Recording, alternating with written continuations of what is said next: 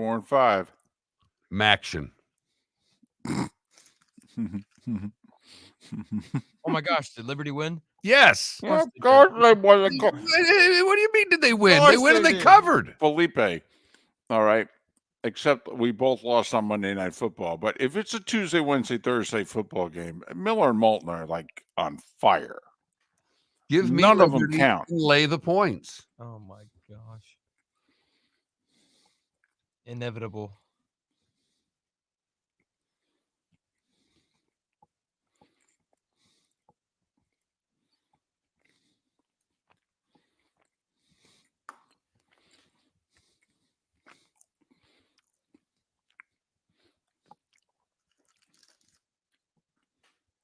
I caught a tiny bit of the highlights of Kelsey's podcast, and they were both talking about, apparently Kelsey's dad was talking to Taylor, like alone, one-on-one, and they were both like, you don't even know what could come out of his mouth.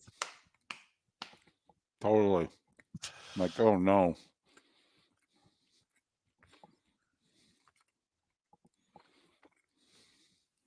I wonder if Taylor smokes. Because Travis does. That's for damn sure. It's like a thing. He smokes. Do you think Taylor Swift smokes weed? I thought you meant cigarettes. No. Oh, okay. Oh, no, I meant weed. Yeah. You think Taylor Yeah. Swift smokes Yes. Yes. weed? Eh, you know, you got to be cool like that. I don't think she does a lot of it. But She yeah, probably doesn't smoke it. She probably vapes it or eats it. That's true. she is very protective of her voice. So I don't know how much of it she does in and around when she's touring.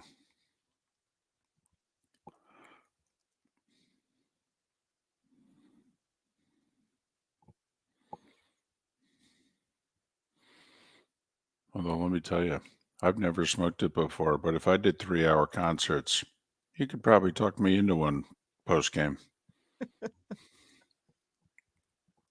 Did you see the picture, though, of Travis Kelce at the gas station buying blunt wraps? And he's like kind of hiding it. I did not. It's Good like for the him. clerk around the counter just takes a picture of him and he's smiling, and like on the counter under his hand is like a pack of wraps. Well, they're done testing for the year in the NFL if you haven't been caught. They're not testing anymore. Nope. Ricky Williams. Ricky Williams. Morning. Howdy.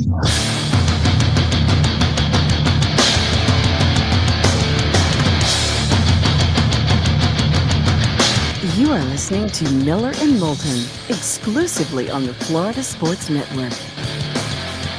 And now, here's Mark Miller and David Moulton.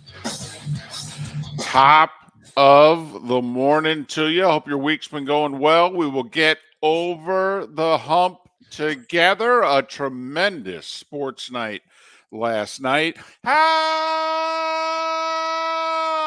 the heck are you? Miller and Moulton, the Florida Sports Network, the floridasportsnetwork.com. Thanks so much for being with us. Nice show lined up for you. But first, good morning, Mark. How are you? Good morning, David. This is a big day for this show. Huge day, monumental day. Why is If that? there has ever been a day to take in the show via twitch.tv, today is the day. What's going on? David, I've been doing a show with you for a long time. We've been on Twitch now for a handful of years. Right. The one thing that has been consistent about this show is that wherever you are, there's nothing behind you. There are bare walls and perhaps something leaning against the wall. If I'm lucky, there's a towel somewhere that you see in the background.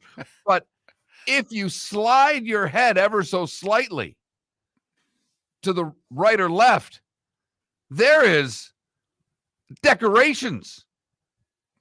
There is wall art. There is, I love you starting the show, but you work with Joe and Troy, and Joe always says, Hall of Famer Troy Aikman, Super Bowl champion Troy Aikman, Hall of Famer Troy Aikman. I now want to say Emmy Award-winning David Stop Moulton. it, please. Look at that. Stop. We've got an Emmy in the background. I went away and worked for a few days. I came back, stuff was on the wall, and there's a shelf. And somebody put some hardware on it. I had to check to see whose name was on it. Apparently it's mine. I didn't steal it and everything. So, but hey, the Miller and Moulton sign that people have been clamoring for, going all the way back to the beginning of our second act. We are into year 3 of Act 3, by the way, for those who have only joined somewhat recently. So the Miller and Moulton sign, which says, "How the heck are you?" and has our logo. All right. That is also being blocked by my big ass head that is on the wall. Don't you think, Felipe? Don't you think that should be the start? I'm Mark Miller, along with 2-time Emmy Award-winning David Stop it. Moulton. Hey, it's got a nice ring to it. It really does. You know, It's we're- ridiculous. We're tackling the interrogation room vibes away from this show. I don't even know if I qualify as a pimple on the back of the Emmy Award win, but I don't know. I'm included. Fly the flag, Moulton. Fly the flag, baby. Yep. That and $6 can get me a venti at Starbucks. I mean, what do I do with that? And hey, what is that? It's a thing. Oh, really? Yeah. Well, what do you do with it? I don't know. Put it on a shelf. Put it on a shelf, dust it every once in a while. Yeah. So, but it looks nice though, right? It kind of, we're jazzing the place up a little bit. Yes, and you're doing all you can to block it with that head. We're going to have to figure out where you go, so that's constantly in the background. And here's the part, because deep down, David did television for a long enough time that I don't care. I wear T-shirts. I don't care what the background has. He'll tell me whether there's too much space between your head and the top. You have too much headroom right now. You need to adjust the camera down. It drives me nuts. It's true. 47 people watching this thing on Twitch right now. We're a radio show. That's true. But let me make sure that I eliminate the headroom. So much better. It looks so much better. See what you did there? It's called tightening up the shot, Mark. That's all.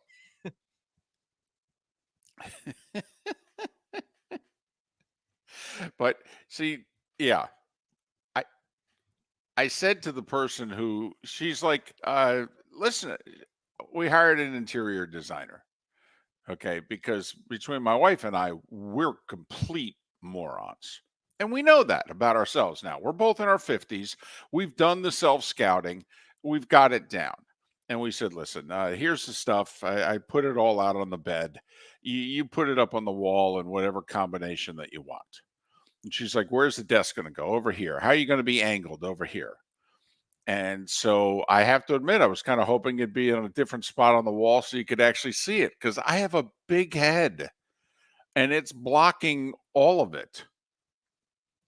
And now I got to figure, do I have to angle the desk differently? Do I have to sit angled? And one of those and side I profile can shots. See it in your face that it's driving you nuts. Nuts. I'd like to go back to when there was nothing on the wall and everybody was making fun of, you got to put something on your wall. They're so empty. So now I got the 4 things hanging. I got a shelf, got an Emmy. Okay. And my head blocks all of it. Because it is a salad, man. It is a melon. Man. No wonder your mom threw shoes at you. Okay, she couldn't miss with this thing. And listen, you miss this target. That's like a pitcher who's got control problems. You can't hit my head. You got control issues. So Baby Jules in the Twitch chat room makes a good point. You're embarrassed by the Emmy, but not by hiring the interior designer. No. Oh, no. No. No, like I said, the Emmy and $6 gets me a venti. No. I spent money on this place. No. This place needs to look nice. I'm dying here. There's like 6. Okay, there's 6 rooms in this place. I'm dying in one of them. Okay, just to let you know. So yes, I want them to all look as nice as possible. Interior design on Miller and Moulton, twitch.tv. I There are 6 rooms in here. I'm dying in one of them. I am. I'm dying in one of them. So, you know, what do you want me to do? Well, at least decorate the wall. That might be the wall I end up looking at for years. Okay. Just, put some nice stuff on it. Thanks. So anyway, listen, you said there are 47 people that are watching us on Twitch as of a few minutes ago. Plus or minus are going to watch the World Series. It's going to be close. Oh, good for Arizona. Great job. Way to come back. Yay. I now have zero interest in this damn World Series. But is that a you problem? I mean, come on now. I mean, they did their part, for goodness sakes. They beat 2 division champions and the defending National League champions. I know, and I should just be excited for the 84-win team that lost, 100 and how many games a couple of years ago? Like 110. 112, was it? Yes. 112 games. What a remarkable turnaround. So many great things to talk about. I liked the Phillies. They were fun. They were fun. I mean, they could probably, use a shave. And a haircut. Yeah. But they were fun. They were fun. They were fun. They were a slow pitch softball team. I mean, come on. They got dirty. They cursed. Okay. They threw bats. All right. They had a raucous fan section. Okay. But I mean, I have to admit, when you watched them, it's not a World Series championship team. I mean, they've got opposed to the Arizona Diamondbacks. Well, that's the thing. That's the problem, though. Now we're going through and we're like, oh my goodness, wait a minute. Well, the Phillies don't look like a World Series championship team, but the Diamondbacks, man. So I'm going to watch. They've changed the schedule now to try to get further away from football. Smart. It used to be Saturday, Sunday, games 1 and 2, and games, the middle 3, if you will, were Tuesday, Wednesday, Thursday. Well, if you think about it, you're going up against college and pro football Saturday, Sunday, Monday. Well, not Monday, but Thursday. So they're getting away from the NFL. They're doing Friday, Saturday, so they'll compete with college football. But Friday, Saturday, games 1 and 2, and then Monday, Tuesday, Wednesday. So they compete with Monday Night Football. They compete this year. They're going up against the Raiders and the Lions. And then, they don't go up against Thursday Night Football. And games 6 and 7 would be Friday, Saturday. It is baseball into November, though. I mean, unless we get a sweep, right? If we get a sweep, it ends on Halloween. Yes. So it's baseball into November. Get used to that.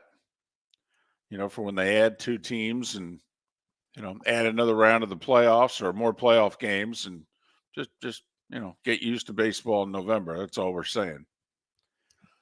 But so you're saying that not many people are going to be interested in this. What are you talking about? You could get tickets to the National League Championship Series in Arizona for $17 on game day. I mean, this is a hot ticket, man. This team's just caught the Southwest on fire. When minor league hockey tickets are more money than an NLCS, we have problems. I mean, a buddy of mine took his son. They bought tickets on the street. I think they bought games 3 and 4. I don't know if he paid $100 total. He had lower level seats. It's a hot ticket, baby. The Diamondbacks on fire. I will say this, though. Look at it this way. Maybe this will increase your enjoyment. The Phoenix Suns have never won a world championship. What if this 84-win Arizona Diamondbacks team is the one that has the parade, and they're standing there looking at Kevin Durant and company going, good luck, boys. Pressure's on you.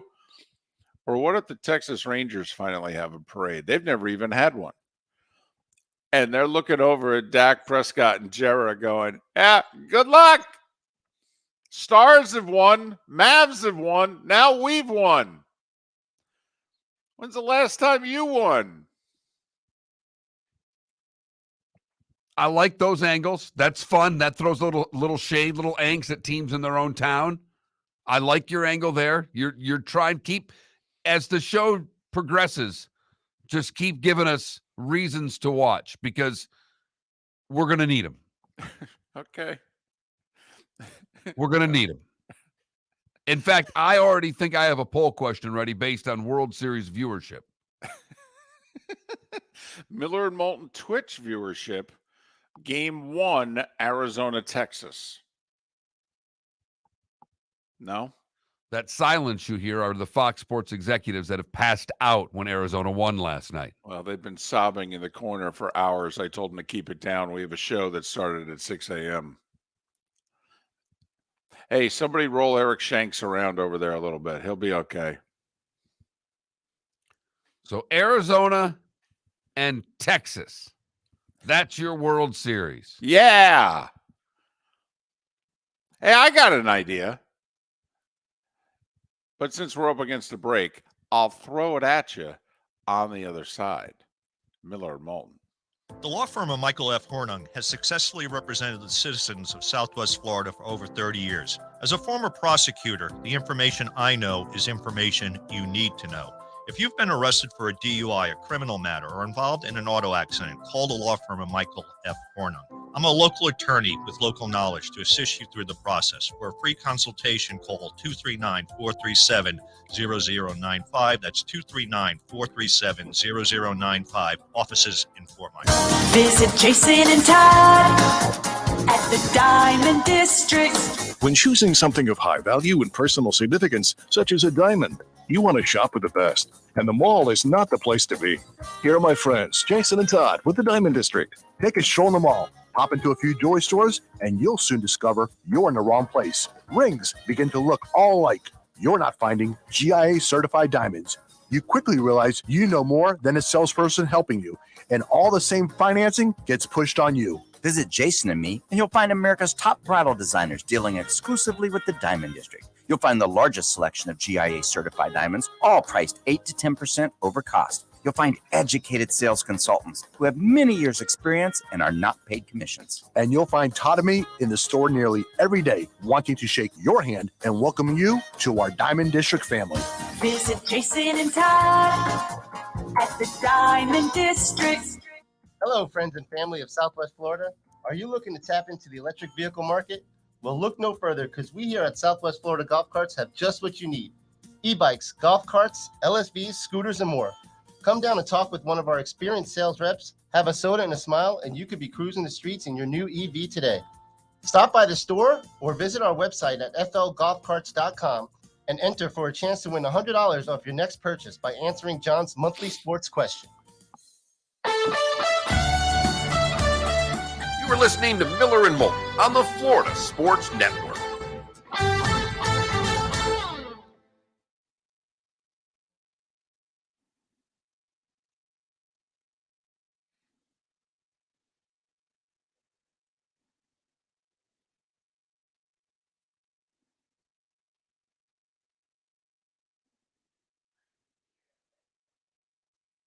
I'm rooting for Texas. Arizona. Yeah, Texas has never won. So Glad you caught that, baby Jules.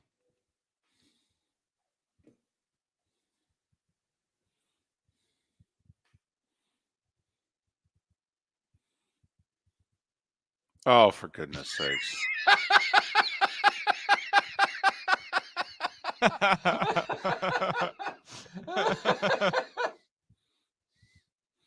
Golly.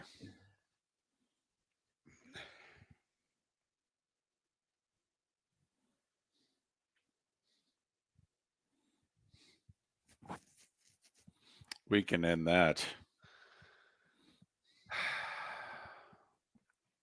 For now.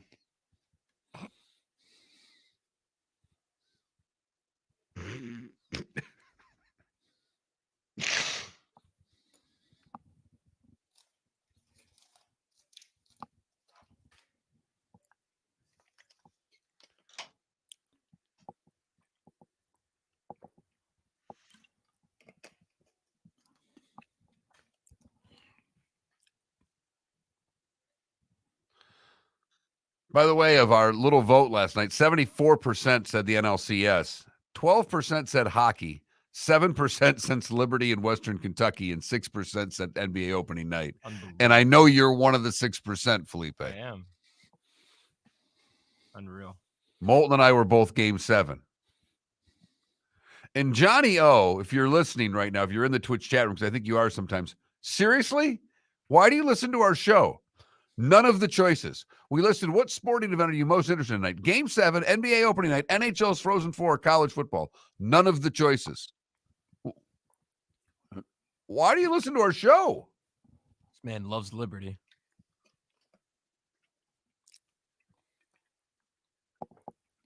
None of the choices.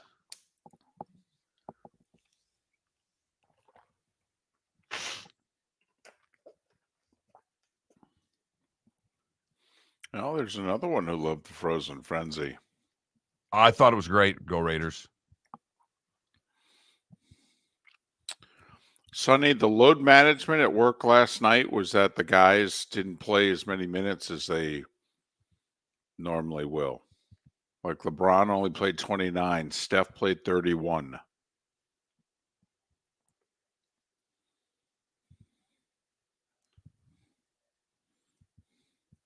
Oh, Bradley Beal missed his opener. Sore back. But that doesn't count. That's an actual injury. Yeah, it is. It is. Oh, but I know, but that's how Right. this thing's such a mess. Mm-hmm.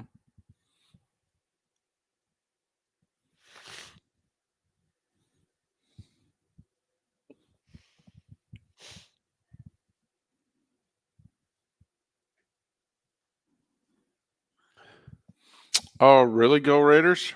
I didn't see that. I didn't hear about that. Yeah, they showed it on the screen. That's cool.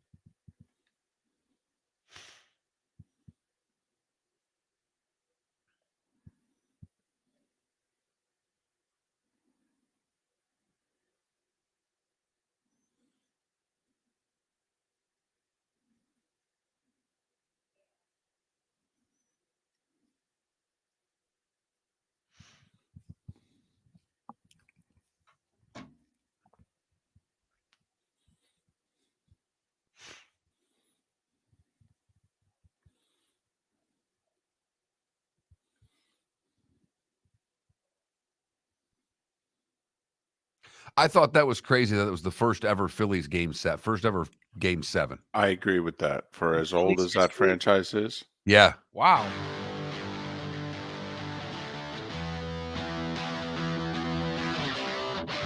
You're listening to Miller and Moulton, only on the Florida Sports Network.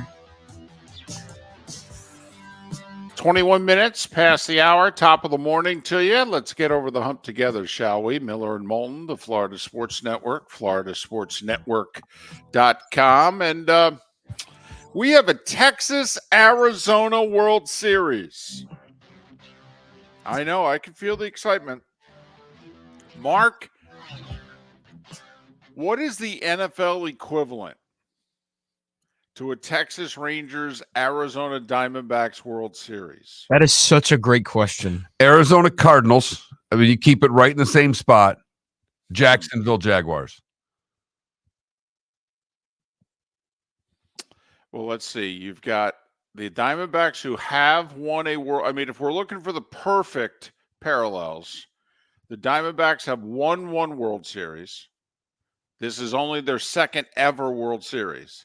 This is the third time the Texas Rangers will have been in the World Series. They've yet to have a parade. They came oh so close, though. They were up 3-2 on the Cardinals and had the lead in the 9th and the 10th in Game 6. And St. Louis ripped it away. You know, then you could probably, you know, it was one thing for Tampa to be in it with Brady. But in that case, maybe a Tampa Bay. Yeah, but the Bucs had been in it before. It's hard. So you think Tampa Bay? Okay, pre-Brady, you think Tampa Bay? All right, I'll give you that. That Tampa Bay is the perfect parallel to the Diamondbacks.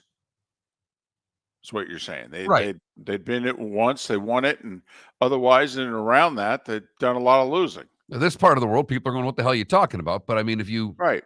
go Okay. nationwide, because there's not Bucks fans everywhere. Much, you don't see Bucks fans at games nationwide. No, you don't. It's a Bucks Titans Super Bowl. Let's be real. That's not bad. That's not bad. I mean, Tennessee's only gotten to the big game once, but that's not bad. Then Texas before this one had gotten twice. A Tampa Bay, Tennessee Super Bowl, that's pre-Brady anyway. That's comparable. It may be, just hear me out here. And that's a great, I like where your head is, but it might be a Tampa Bay LA Charger. And I say this for this reason, because where do the Texas Rangers play? They're in a major metropolitan, big area. Brand new Dallas. stadium. But they're clearly way down the pecking order in Dallas sports. Oh yeah, I would say, are they bigger than the Stars? I don't know. So maybe it's the Chargers, just because you think of where the LA Chargers are in their own hierarchy city, of right? LA sports. They're third in football. Yes, they are. And they're a distant third in football. Yes, they are. So that's kind of, Felipe, not on the air, but when you start daydreaming during the course of these 4 hours, all right, start thinking about what the NBA comparison would be. I'll bring that up in the bonus hour. Okay, not necessarily on the air, but you start thinking about what's the equivalent of a Texas Rangers, Arizona Diamondbacks World Series, Stanley Cup Final, NBA Finals. Mark, you and I are hockey guys on. They had the Frozen Frenzy last night, which apparently created a little bit of a buzz. Loved it. Did not go into the night thinking I would love it. In fact, was texting with my son because I'm in a fantasy hockey league with he and some of his friends. And it was a lineup decision night. You don't ever have that in hockey. Guys aren't playing, guys are playing. I got to actually sit guys tonight. What the hell is this? Why do we have to have 16 games one night, none on Monday, none on Wednesday? Give me a little. And then it started. Got into the ESPN2 coverage, the wraparound coverage. It was fun. I enjoyed it. Hey, listen, anytime the NHL can create even a little bit of buzz about their regular season on a Tuesday night, across from the NBA's opening night? Correct. That's pretty good. I agree. So that's what I wanted to throw out there. It's not By the way, question. in the Stanley Cup Finals, San Jose has to be in this some way, somehow, in the equivalent. I'm just telling you right now. I don't know who they're playing, but San Jose's in it. Well, can't the Arizona Coyotes be in it? Probably. I mean, Winnipeg. Wow. Well, if you go Canadian, well, that's not even fair. If you go Canadian, I mean, if you go Winnipeg, Arizona Stanley Cup Final, I mean that's unfair. Hey, listen, it's going to hurt, but until a few months ago, you could have gotten Florida Panthers. You still could. Okay, you still could. Florida, Arizona. It's not like they got a national reputation or anything. No, that's a dadgum good point, David. I mean, I don't know. They don't even have a local reputation. I was going to say, I don't know if they go much further north than Palm Beach County. So, but there's no doubt that Fox lost a few viewers last night with Arizona beating Philadelphia. And Mark, you said something right before we came out of break. It's a remarkable factoid, stat, whatever you want to call it. Phillies have been playing baseball for a long time, Mark. A long time. And that was the first time ever Game 7 in their history. First ever Game 7. Wow. mean, they won a World Series in 5. They lost a World Series in 5. In 1980, they won in 6. You But know, they've had some success. They've been in the playoffs. You know, I mean, yes, absolutely. But also, they've played quite a few best of 5 series. Some of their best playoff series moments have been in best of 5s. But when they lost to Toronto, you know, Mitch Williams, they were trying to get to a game 7. Joe Carter said, no, we're going to end this sucker in 6. Oh, okay.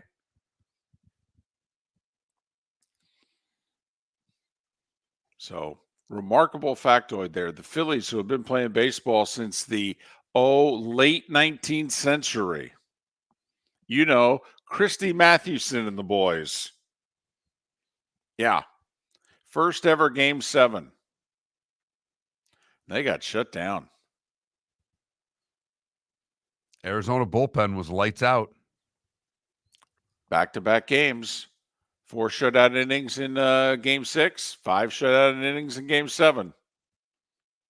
Not a lot of excitement, not a lot of drama when a bullpen comes in. This is what Rob Manfred actually talked about. He said, you know, sometimes we have a little bit of an end of game problem. These hard-throwing guys coming out of the bullpen, and if they're on, hey, it's just, you know, walk back to the dugout time. Once again, Mark, our suggestion, could you imagine the drama last night if the Phillies, once you get to the late innings, you just keep putting the guys you want up at the plate? Last night, the pitching was getting it done against those big bats. But what we're suggesting is a lot different because you'd have to do it over and over again. Right. Different pitcher also. But same hitters. Mm-hmm. So that's all we're saying. I mean, wouldn't you want to see Bryce Harper up there in the 7th, 8th, and 9th? Does that interest anybody?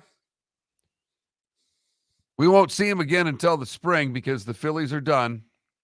And we get Arizona and Texas. Yep. Oh, boy.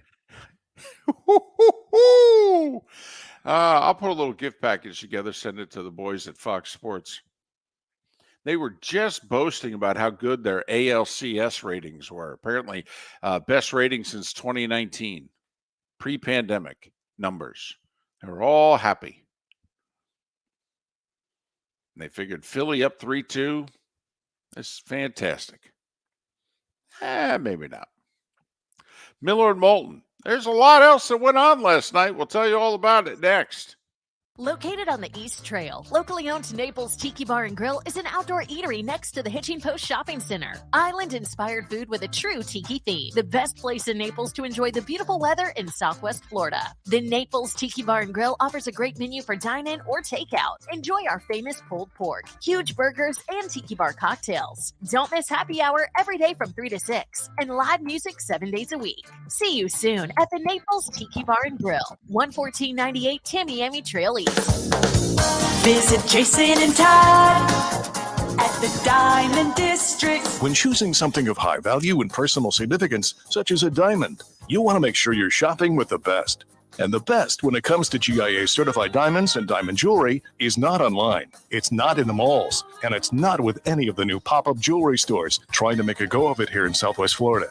The best place to buy diamonds is with my friends Jason and Todd at the Diamond District, who have made Southwest Florida their home for over 20 years now. The largest selection of GIA certified diamonds is with the Diamond District. The only place you'll find diamonds 8 to 10% over cost is with the Diamond District. America's top bridal designers have chosen the Diamond District to represent their engagement rings exclusively in Southwest Florida. Simply put, the best selection, experience, and best prices are with Jason and Todd at the Diamond District. Visit Jason and Todd at the Diamond District. Hello, friends and family of Southwest Florida. Are you looking to tap into the electric vehicle market? Well, look no further because we here at Southwest Florida Golf Carts have just what you need. E-bikes, golf carts, LSVs, scooters, and more. Come down and talk with one of our experienced sales reps. Have a soda and a smile, and you could be cruising the streets in your new EV today. Stop by the store or visit our website at flgolfcarts.com and enter for a chance to win $100 off your next purchase by answering John's monthly sports question. You were listening to Miller and Moulton on the Florida Sports Network.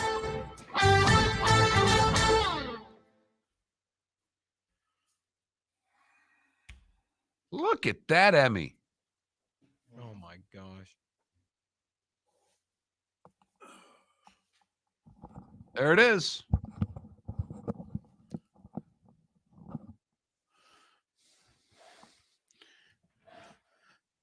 See, I just gonna have to angle the desk differently. I really don't know if I can. Kind of an angled corner. The desk fits perfect.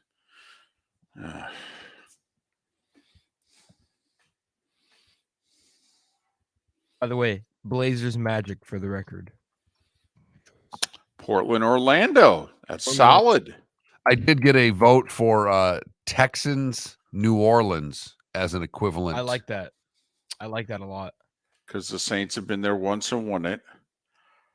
And the Texans have never won it. Or I'm sorry, Texans, Cardinals, and then the other one was would be Cincinnati in New Orleans. How close were the Houston Oilers from ever winning a Super Bowl? Got to the AFC Championship. So I guess the Houston Oilers were number one. Right. In the 70s. Right. Yeah. So then the Houston Oilers were never number one. No, they weren't. It's unbelievable.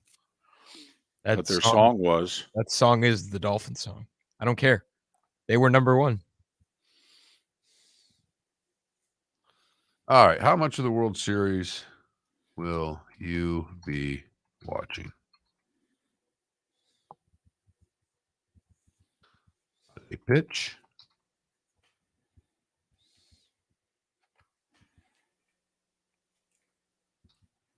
Pitch.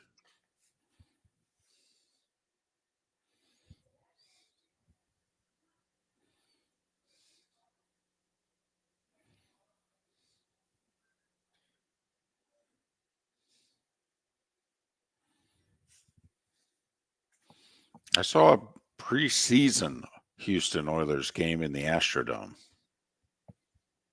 Nice. Wes, I was a part of 2 network broadcasts that won the Emmy for Best Live Broadcast of the Year. And so they give an Emmy, if you will, to, all 70 of us. So Monday Night Football won last year, I think because they had to have submitted the Damar Hamlin night. And we did an Army-Navy game in 2017 in the snow that won. So I'm just putting how much of the World Series will you be watching? Not a pitch, a little, a lot, every pitch. You all right with that? Sure. Did you see Earl Campbell in that preseason game? No, he was still at the University of Texas because I saw preseason 76, I believe. Yeah, I was 10. It might have been preseason 77, but I think it was preseason 76. Earl Campbell's highlight tape is one of my all-time favorites. Oh, yeah. Oh, my goodness. Was he...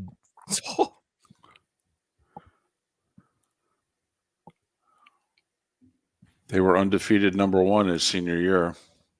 Faced Notre Dame in the Cotton Bowl. Notre Dame whooped them. Oof. For Joe Montana.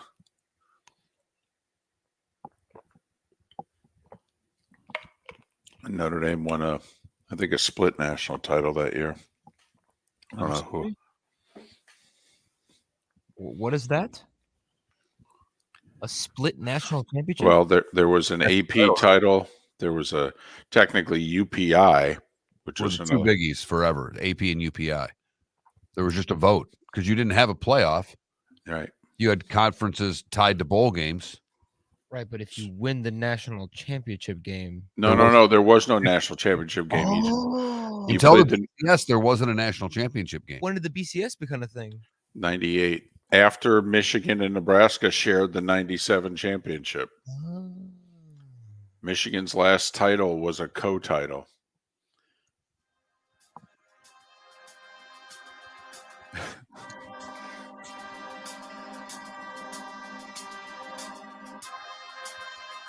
You're listening to Miller and Moulton, only on the Florida Sports Network. And now, here's Mark Miller and David Moulton. 22 minutes before the hour. It is not our poll question, but it's just a question we threw out there. Feel free to chime in, whether it be on the Twitch chat room. That's twitch.tv/Miller and Moulton. You can actually see the show. Mark making fun of me during the breaks. Or you can chime in via our text line, 21,000. What is the basketball, hockey, NFL equivalent of a Texas Rangers Arizona Diamondbacks championship series? Got a nomination for Bengals Saints. Well, and that is very close because the Bengals have been to 3 Super Bowls but have never won. Texas is now in their 3rd World Series. They've yet to win. And the Saints got it done once, just like Arizona got it done once. Right. I mean, that I like that. Put some thought into that. That's I like that. That's solid. I know right now we think, Drew Brees raised the profile of the Saints, and, Cincinnati's got a Joe Burrow. And right. I might want to just exchange the Bengals for the Chargers. Well, because of the Rangers are in a big market. Right. Well, and so are the Chargers. They're just an unbelievably small part of it. Exactly. Kind of like the Arizona Diamondbacks. Hey, we're hosting this championship series. You could get tickets for $17. I love this game. Uruguay, Belgium World Cup.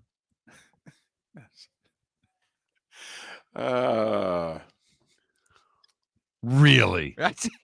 I'm thinking of everything. You at this short point. timer, you. I'm thinking of everything. I love this game because this is such a hilarious World Series matchup that literally not a single baseball expert could have predicted. Well, no. Come on now. Both teams, didn't they have losing records last year? 2 years ago, they both lost more than 100 games. TCU, Minnesota. We could have a lot of fun if we extend this to college football. FAU. We could have a lot of fun. Minnesota, didn't Minnesota win like the first national championship? I think Oregon won the first ever college basketball championship, and Minnesota won the first ever football championship. Oregon, FAU. Well, take it easy now. Take it easy. That's maybe college basketball. All right. It is time now for The Starting Five. 5 stories you need to know. It's the Starting Five on Miller and Moulton. Here's number 1. Do the Jaguars, by the way, make the survey?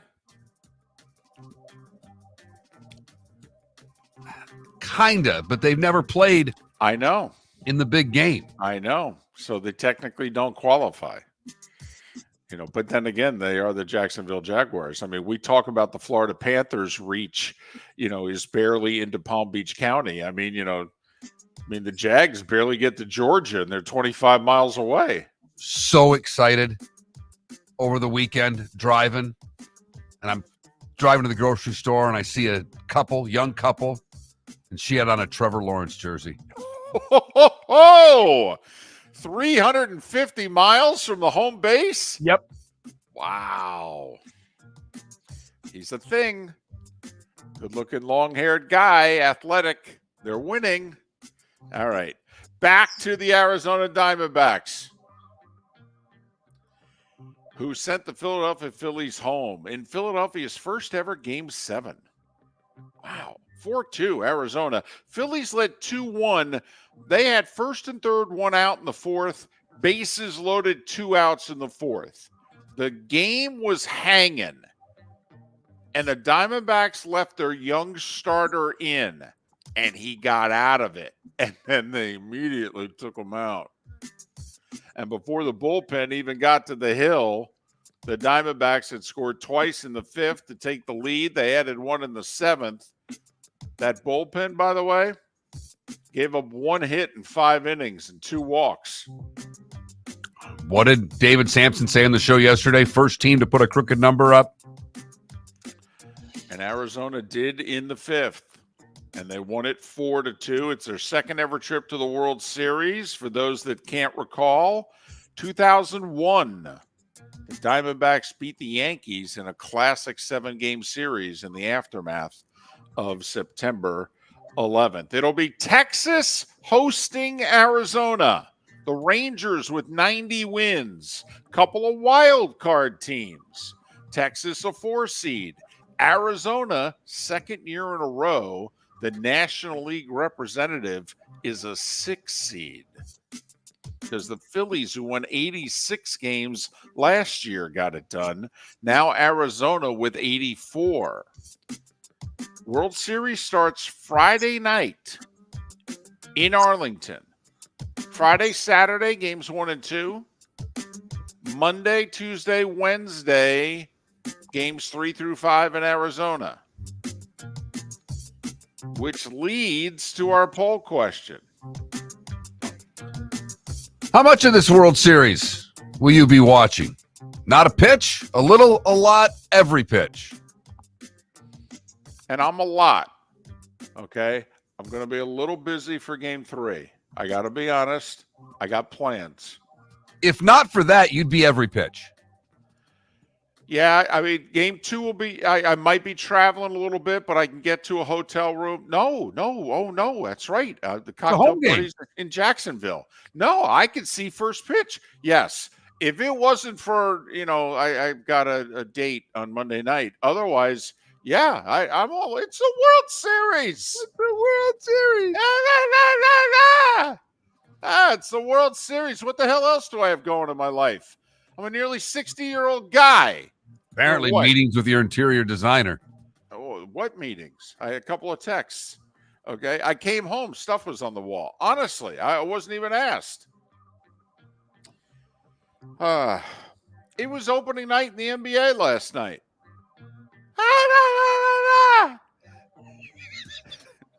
Hey, this Jokic guy in Denver, he's really good. Man. First game of the year, 29 points, 13 rebounds, 11 assists. I mean, it just... All day, David. All day. Man, he's good. The Nuggets hit 14 threes and shot 53% from the field.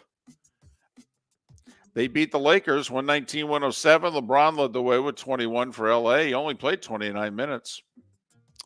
So Phoenix went into Golden State, beat the Warriors 108-104. Interesting game. No Draymond Green for Golden State. He's got an ankle injury. No Bradley Beal for Phoenix. He's got a back injury. Devin Booker outscored Steph Curry by 5, and those Suns won by 4. 108-104. Booker with 32. Steph with 27. So Chris Paul started 14 points, 9 assists, 6 rebounds in 34 minutes. We'll see how this works. They don't want to bring him off the bench because they don't want to upset him. But then, they're small.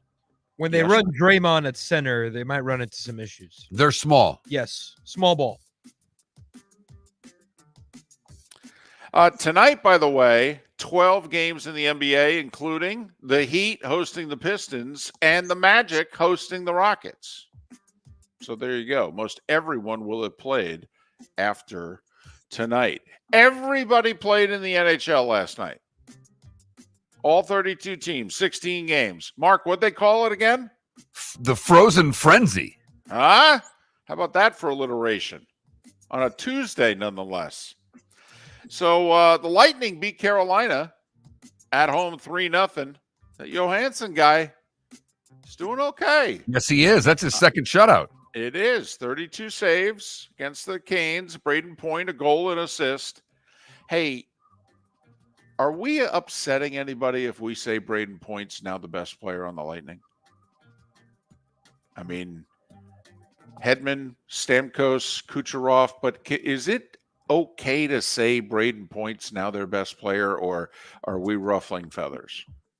Because, Mark, I'm going to just don't tell anybody, but I think Braden Point's the best player on the Lightning. Think you might be right. In fact, it's a dadgum good point. Look at you. Sam Reinhart's got 7 goals for the Florida Panthers. I don't even think they've played 7 games. He's scored a goal in 5 straight games. It's a hell of a start to a season. Anthony Stolarz, his first ever game in nets for the Florida Panthers, made 27 saves. They beat San Jose 3-1. Now, don't get too excited. San Jose is 0-5-1. They're the only winless team in the league, but still, they got their 2 points. That's what you need. Mark, Colorado, Boston, and Vegas are all still undefeated. Colorado beat the Islanders 7-4. They're 6-0. Boston beat Chicago 3-0. In Chicago, they're 6-0. All their good players are retiring. They keep winning. They just keep on winning. And Vegas is 7-0. They beat the Flyers in Vegas 3-2. Ovechkin scored last night, his first of the year. The Caps look old and slow, by the way. It's over in Washington. Awful. That was the first game. I mean, that was ESPN ran a triple header. That was the first game. That started at 6. If you were into this, a lot of people watched a good chunk of that game, David. If you're a hockey person, I'm telling you, every person that's a hockey person is nodding their head right now going, oh, man. Oh, goodness gracious. Ovechkin scored on the power play. Okay, his first of the year, his 823rd goal. He's 71 behind Gretzky. It'll be interesting to see that because they, as a group, look old and slow. And but they, as an organization, want him to get this record. Yes. And we are of the belief that this organization will sacrifice the organization for the next couple of years so that he can pass Gretzky and be the all-time goal-scoring leader. By the way, hockey needs some kudos for organization because it seems that if all athletes now are saying organization, and that came directly from the sport up north. That's true. NFL, they cut the ban on Denver's defensive back Kareem Jackson in half from 4 to 2 games for all his excessive hitting. The Colts announced shoulder surgery on Anthony Richardson took a long time, but was successful. They also announced that the 2 controversial calls in the end zone against the Browns were wrong, that the league called them up on Monday and said, hey, man, sorry about that. We got those wrong. Oh, no big deal. Only cost us a game. Don't worry about it. We'll see you next time. Patriots waive quarterback wide receiver Malik Cunningham. They're going to try to put him on the practice squad and play that whole roster game. Rams cut kicker Brett Maher and signed a kicker off the Browns practice squad, former Colts kicker Lucas Havrasek. College football news, turns out that Connor Stalions guy at Michigan, he was buying tickets everywhere. He wasn't just scouting Big Ten teams. He was scouting potential, I don't know, college football playoff opponents? But remember, he's Ollie North. He's doing the whole thing alone. It's not an organized effort. Nothing going on here. No, because as we've pointed out, you know, college football coaches are pretty laid back. They let a lot go on that they don't know about within their particular programs. Yep. I mean, you know, kind of like President Reagan. Kind of like, really? What? Contras? Who are they? Liberty's 8-0. They beat Western Kentucky 42-29. And that's a win and a cover. New Mexico State's won 4 in a row. They're 6-3. That's a big deal for that program because they suck. They beat La Tech 27-24. We have 2 college football games tonight, including FIU hosting Jacksonville State, 7 o'clock on CBS Sports Network. Yeah. And at 8 minutes before the hour, that was the starting five every weekday morning at this time on Miller and Moulton. one other note. Bob Melvin left the Padres for the San Francisco Giants yesterday. Think about that. Not that clubhouse wasn't a mess. No. Think about that.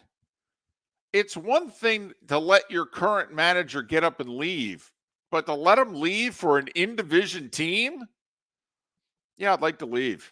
Get out. Well, I'm going to go across town. Go. Fine, get out. Want us to pay for the move? So that's interesting. But yes, everything was fine in San Diego. There's nothing going on there. There's no chemistry problems, nothing going on behind the scenes. Miller and Moulton. The law firm of Michael F. Hornung specializes in criminal defense, DUI, personal injury, nursing home claims, and auto accidents. I'm a former prosecutor with over 34 years of experience. The information I know is information you need to know. If you've been arrested for a DUI, time is of the essence to maintain your driving privileges. Call the law firm of Michael F. Hornung for a free consultation. At the law firm of Michael F. Hornung, we are committed to excellence in your representation. Being a local attorney with local knowledge is clutch to the success of your case. For over 30 years, we have successfully represented the citizens of Southwest Florida. For a free consultation, call 239-437-0095, 239-437-0095. Our offices are conveniently located in Fort Myers. Visit online at mfh-law.com. Hello, friends and family of Southwest Florida. Are you looking to tap into the electric vehicle market? Well, look no further, because we here at Southwest Florida Golf Carts have just what you need. E-bikes, golf carts, LSVs, scooters, and more. Come down and talk with one of our experienced sales reps, have a soda and a smile, and you could be cruising the streets in your new EV today. Stop by the store or visit our website at flgolfcarts.com and enter for a chance to win $100 off your next purchase by answering John's monthly sports question. Visit Jason and Todd at the Diamond District. 20 years ago, Jason and I had the idea for a jewelry store like no other, with a vast selection of certified diamonds priced 8 to 12% over cost. A team of individuals who are educated, driven, and believe in cultivating relationships. Today, we have become one of the largest independent jewelry stores in the country. Todd and I love what we do and are in the store nearly every day, along with our GIA gemologists, master jewelers, custom designers, and non-commissioned diamond consultants, all of which we consider family. As direct diamond importers, we travel the world, forging relationships and sourcing diamonds. What we love most about our business is that we can call Southwest Florida our home. If selection, value, and comfort are important to you, give the Diamond District an opportunity. You won't find a better diamond buying experience. Todd and I look forward to shaking your hand and welcoming you to our Diamond District family. At the Diamond District. Located on the East Trail, locally owned Naples Tiki Bar and Grill is an outdoor eatery next to the Hitching Post Shopping Center. Island-inspired food with a true tiki theme. The best place in Naples to enjoy the beautiful weather in Southwest Florida. The Naples Tiki Bar and Grill offers a great menu for dine-in or takeout. Enjoy our famous pulled pork, huge burgers, and tiki bar cocktails. Don't miss happy hour every day from 3 to 6 and live music 7 days a week. See you soon at the Naples Tiki Bar and Grill, 11498 Tamiami Trail East. You were listening to Miller and Moulton on the Florida Sports Network.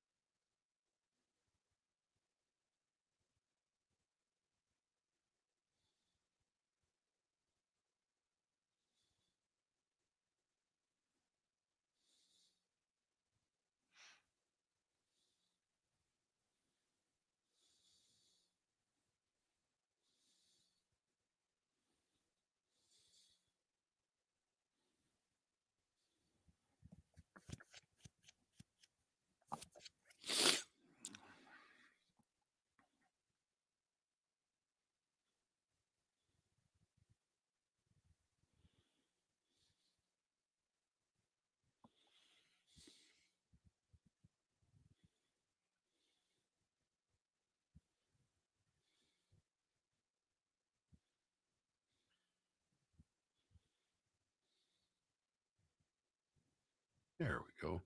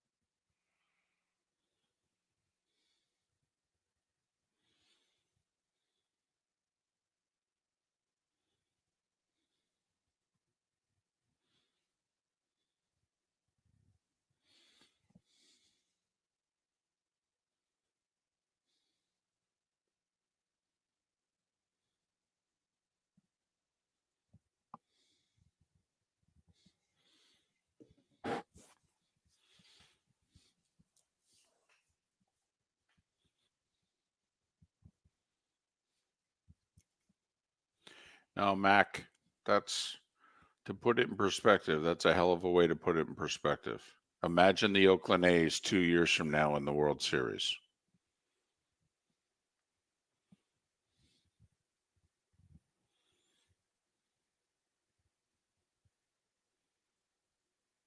That would be something too, because the fans are honked at the owner. You know, would they come out and celebrate? The team's on the move. Hell, we don't even know if they'll be playing in Oakland in 2 years. The lease only goes for one more year. They've got 2 or 3 years in the abyss if Oakland doesn't let them stay. And Miller and Moulton would kick them out on the street. We'd be like, get out of here. Go.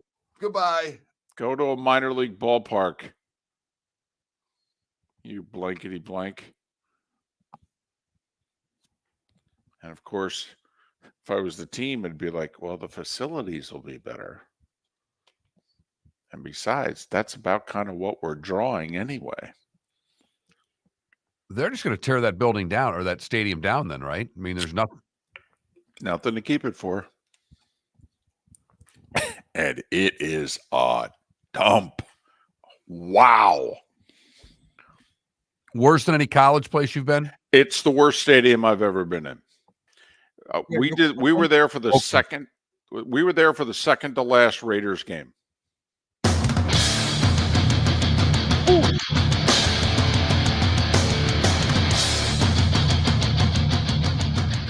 You are listening to Miller and Moulton, exclusively on the Florida Sports Network.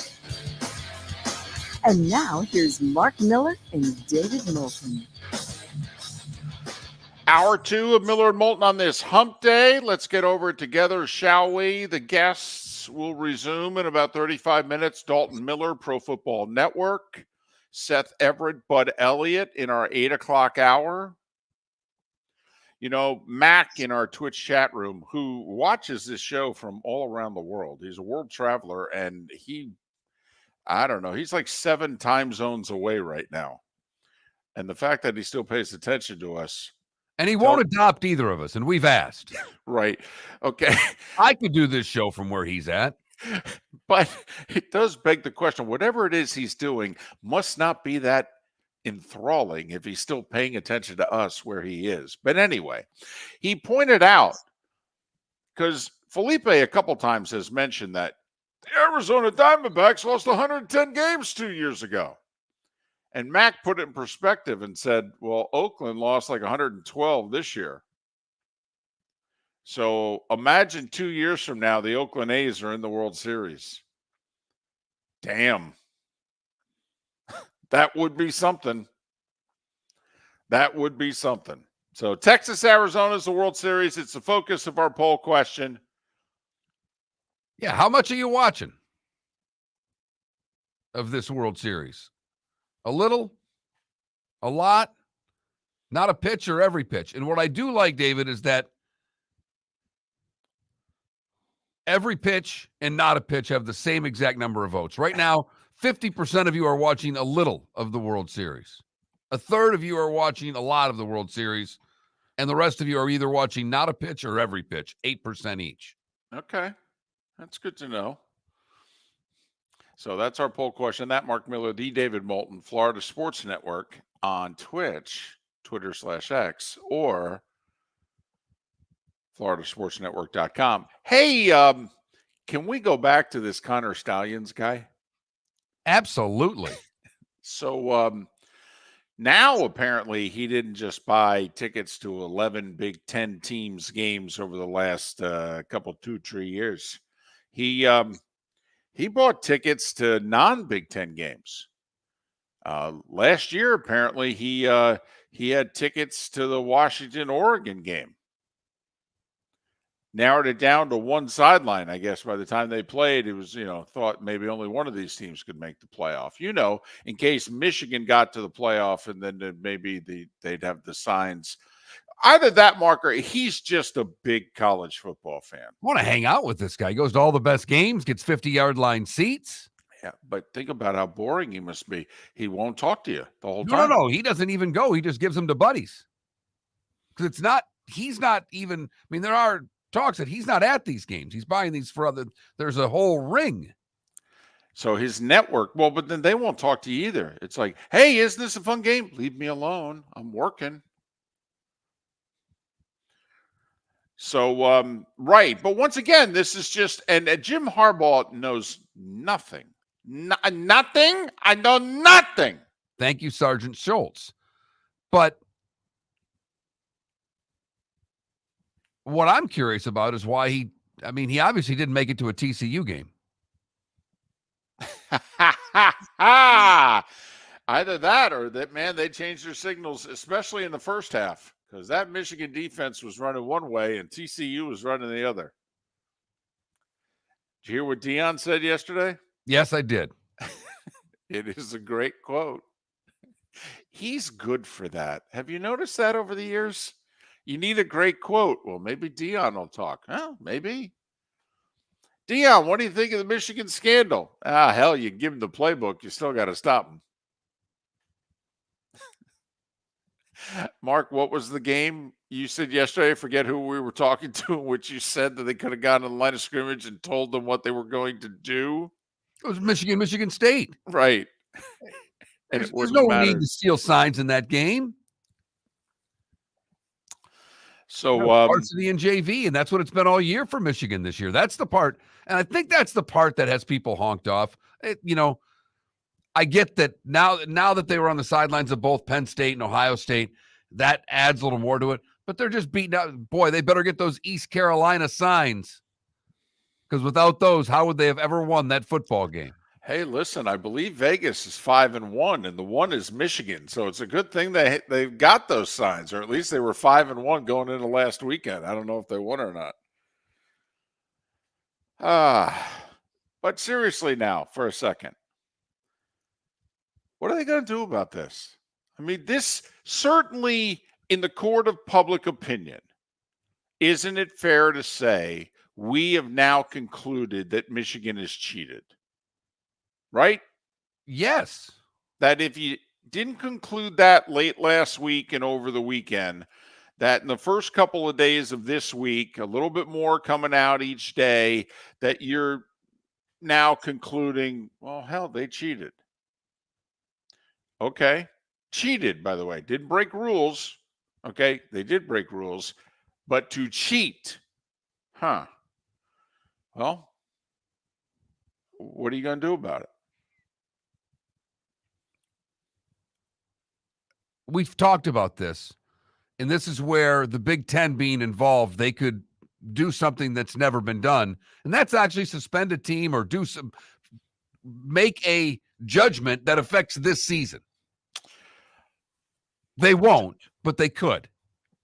Listen, I know we don't have a ton of them listening, but along the west coast of Florida, which is where our show is broadcast, there are a lot of people from Michigan. That whole I-75 thing. Right. To the Michigan fans out there, it's a very serious question. Are you going to be okay winning the national title this year and being the Houston Astros? Or would you rather that not happen and we take you out of the equation now? Well, Mark, you know a lot of Wolverine fans. You're a Spartan. You grew up in Michigan, and you by the way, while hating the Wolverines on the football field, hold the university in incredibly high regard. I do. And those that graduate from there, not necessarily those that have become Wolverine fans who didn't go to the university, but those who have Michigan diplomas, you are very impressed by that. The Michigan alum is going to be torn with that question. The Michigan fan wants the title, David. Okay. Period. So End of sentence. So you think the Michigan fan wants to be the 2017 Houston Astros? In this way, because they're convinced this is a witch hunt.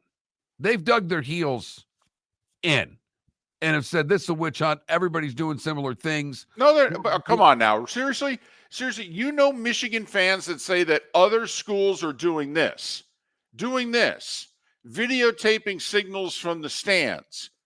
Okay, I don't know anybody who thinks that any other teams are doing this. Okay, stealing signals in games? Absolutely. Do I think it's elaborate schemes going on in games to get other team signals? Yes, I do. But how many people think other schools are sending people into the stands to games to videotape the other signals and then coming back to the ranch and breaking video down? This is either the tip of the iceberg, and we're going to find out that 50 programs are doing this, or we're going to find out that, wow, these guys are cheating. And David, I believe other schools are doing it. I do. It may not be as elaborate as this. Michigan may have amped this up to a level of clandestine that we've never seen. But I believe there are other schools that have done this. By the way, Palkowitz in our Twitch chat room says, listen, I'm embarrassed to say so, but I'll be the Astros all day. I was barely 10 the last time we got a natty. He's in his mid-30s now because the last time they shared a natty was 97. And he's like, give me the natty. I'll take the grief. And I think that's most Michigan fans. I think alum will be torn. Now, see, this is where, not having a commissioner of the sport, I mean, theoretically, we know the NCAA is not going to stop this, please. They investigated Kansas basketball for 6 years. They had video. They had the goods. Okay. They damn near apologized to Bill Self at the end of 6 years and baked him a cake. So it's not like the NCAA is going to do anything to affect this season. I mean, Tony Petitti, the Big Ten commissioner, seems the only guy who can prevent Michigan from, besides obviously Ohio State in a month. But here, David, the company that owns us, the guy that does afternoons in Michigan, this is his tweet from 35 minutes ago. Interesting how the NCAA allows basketball, football coaches, schools connected to seedy FBI investigations or that pay recruits or players money for them to play while saying it's NIL money is allowed, but Michigan football is treated like dangerous criminals for much less. Now I have Michael Jackson's Smooth Criminal going in my head as you were reading that. Well, but I mean, that's a sports talk show host feeding, meat to the lions there. What's he going to do? He's on the Michigan Sports Network. He's on 16 stations in Michigan. Okay, is he really going to say, I'd kick them out? They're done. I mean, let's be honest. If you and I were the voice of Michigan football, we were doing a talk show, what would we be saying? I'd love to be doing a show in Michigan right now, to be brutally honest with you. I would find this a lot of fun. But I'm making you the voice of Michigan football. What would you be saying? I know what I would be saying. I would be saying, whatever the Big Ten decides, I'm on board with. They say Michigan cheated and they get punished, fine. I'm just going to sit this one out. They're conducting an investigation. Whatever they conclude, I'm fine whatever with. the NCAA concludes. I wouldn't even give the out to a Big Ten. because there's the slimmest of slim chances that the Big Ten could actually do something, David. We know the NCAA won't do anything. This will be interesting if Michigan keeps on whooping folks. I mean, in college football, when's the last time we had a team that, as we were watching them play, we're like, well, these blankety blanks are cheaters? This would be interesting. Even in college football, I don't think we've had this in a while. No, we've never had it. We just thought some teams were paying guys under the table, but we thought everybody was doing that. The law firm of Michael F. Hornung specializes in criminal defense, DUI, personal injury, nursing home claims, and auto accidents. I'm a former prosecutor with over 34 years of experience. The information I know is information you need to know. If you've been arrested for a DUI, time is of the essence to maintain your driving privileges. Call the law firm of Michael F. Hornung for a free consultation. At the law firm of Michael F. Hornung, we are committed to excellence in your representation. Being a local attorney with local knowledge is clutch to the success of your case. For over 30 years, we have successfully represented the citizens of Southwest Florida. For a free consultation, call 239-437-0095. That's 239-437-0095. Our offices are conveniently located in Fort Myers. Visit online at mfh-law.com. Hello, friends and family of Southwest Florida. Are you looking to tap into the electric vehicle market? Well, look no further, because we here at Southwest Florida Golf Carts have just what you need. E-bikes, golf carts, LSVs, scooters, and more. Come down and talk with one of our experienced sales reps, have a soda and a smile, and you could be cruising the streets in your new EV today. Stop by the store or visit our website at flgolfcarts.com and enter for a chance to win $100 off your next purchase by answering John's monthly sports question. You are listening to Miller and Moulton on the Florida Sports Network.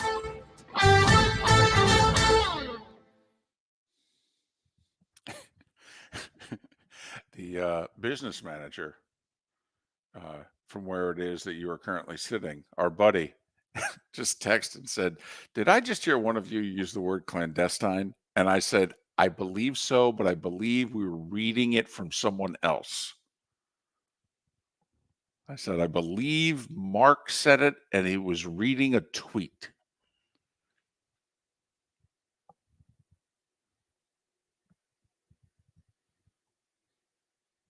He doesn't even poke his head in here.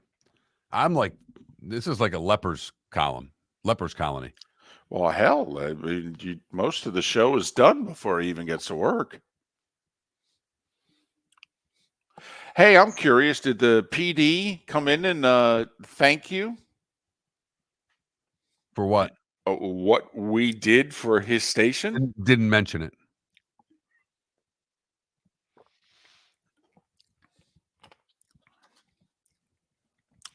How about tomorrow on our way out, we knock on his door and I'll just say, "Hey, you're welcome."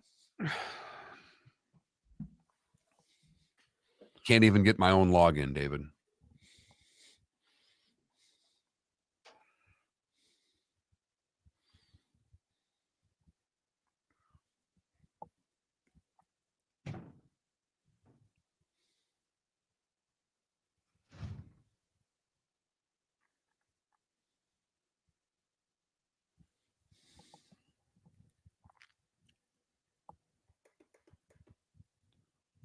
Well, Rozzy, the reason, quote unquote, nobody cares is if they had the record of Purdue or Indiana.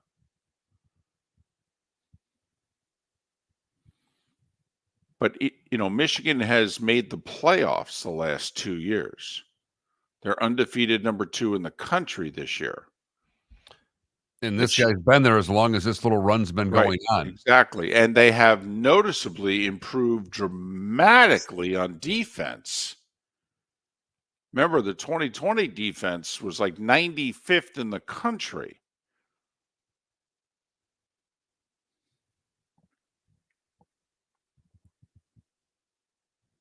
Now, yes, they do. They have a lot of good players. And maybe that can explain everything.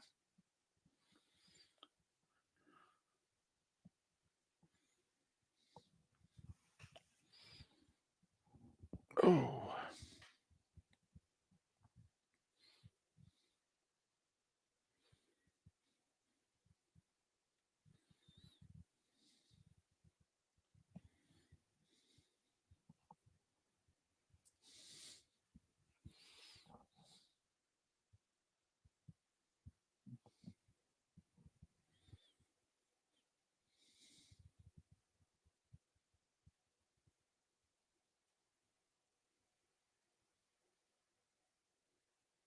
Well, Dead Strict, to say no problems winning. I mean, Michigan talent-wise has as much talent as anybody in the country. You make it sound like Penn State now should beat Michigan by 17.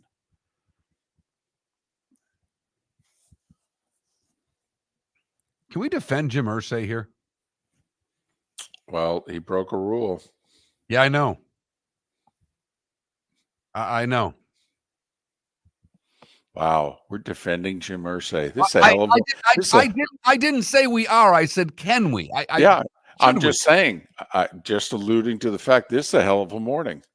What'd you guys do this morning? Well, we damn near did an hour on the Texas Rangers and the Arizona Diamondbacks. What else did you do? We defended Jim Irsay. You guys need to take down the University of Michigan. You guys need to be drug tested.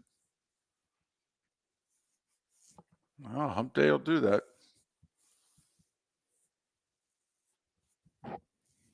No, Dead Struck, they shouldn't. No.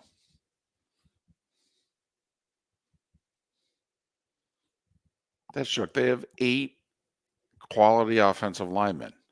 Their front 7 on defense is as good as anybody's in college football. I mean, they are loaded talent-wise. Loaded. So I have the one sign that says this many days without an Oreo. That's now improved to like 14. Nice. Right. But under it, where it's this, I added a new one, this many days without Halloween candy.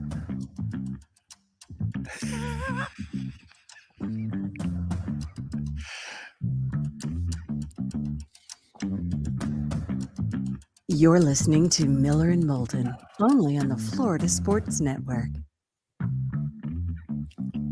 As we approach 21 minutes after the hour, Dalton Miller, Pro Football Network, to join us coming up in a little more than 15 minutes' time.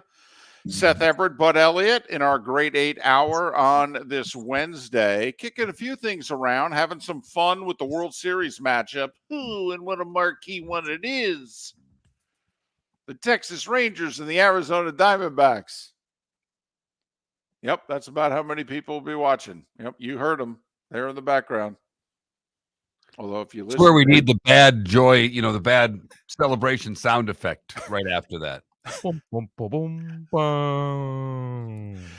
Texas Rangers, Arizona Diamondbacks World Series. Is that like a 3-foot putt for bogey applause when you're like walking off the green?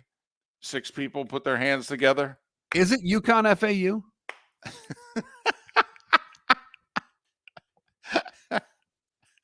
That's good. That's quality material. So we're asking you. Okay, that's the World Series. It starts in 2 days. So you going to be watching? A little, a lot, every damn pitch, not a single damn pitch. Those are the 4 options. Not a pitch has moved up to 20% of the vote. A little and a lot are currently tied, and every pitch is less than 5% of the vote. Yeah, I have a feeling not a pitch is going to continuously do better as the day goes on. I worry about the people who will watch every pitch of that World Series. It's the World Series. Here's the other thing. You of all people, is there an NBA Finals you wouldn't watch every second of? I suppose. No. Yeah, no. you're right. Because you're a big hoops fan. And once the finals is done, what do you not have for 4 months? Hoops. That's the other thing. A lot of people love baseball. So if Atlanta were playing Utah in the final, you'd still watch. That's right. a good one. I like that one. Yeah. Jazz NBA Finals. Yes. When it's the Pelicans and the Jazz, you're watching. Yeah. Of course, you can't mention his Sacramento Kings. He's got a crush on the Sacramento Kings. Well, I stayed awake because they're exciting. I had to try to think of other markets that would enthrall the NBA viewership. Yes. The Quinn Snyder Bowl would definitely do it. Atlanta and Utah. No question about it. So anyway, that's our poll question. That Mark Miller, the David Moulton, FloridaSportsNetwork.com. All right. I'm going to say something here that's going to could draw a response out of you, David, that I'm scared of. Okay. Wow. But should we perhaps be defending one Jim Irsay today? Jim Irsay? Yes. Jim Irsay. Yes. Jim Irsay is nuts. I know. Jim Irsay has a substance abuse problem. Okay. Jim Irsay is crazy. I know.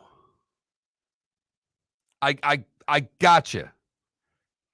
But he's going to get in trouble because he broke a rule and all he did was tell his fan base the absolute truth. What'd he do? He put out a little news yesterday.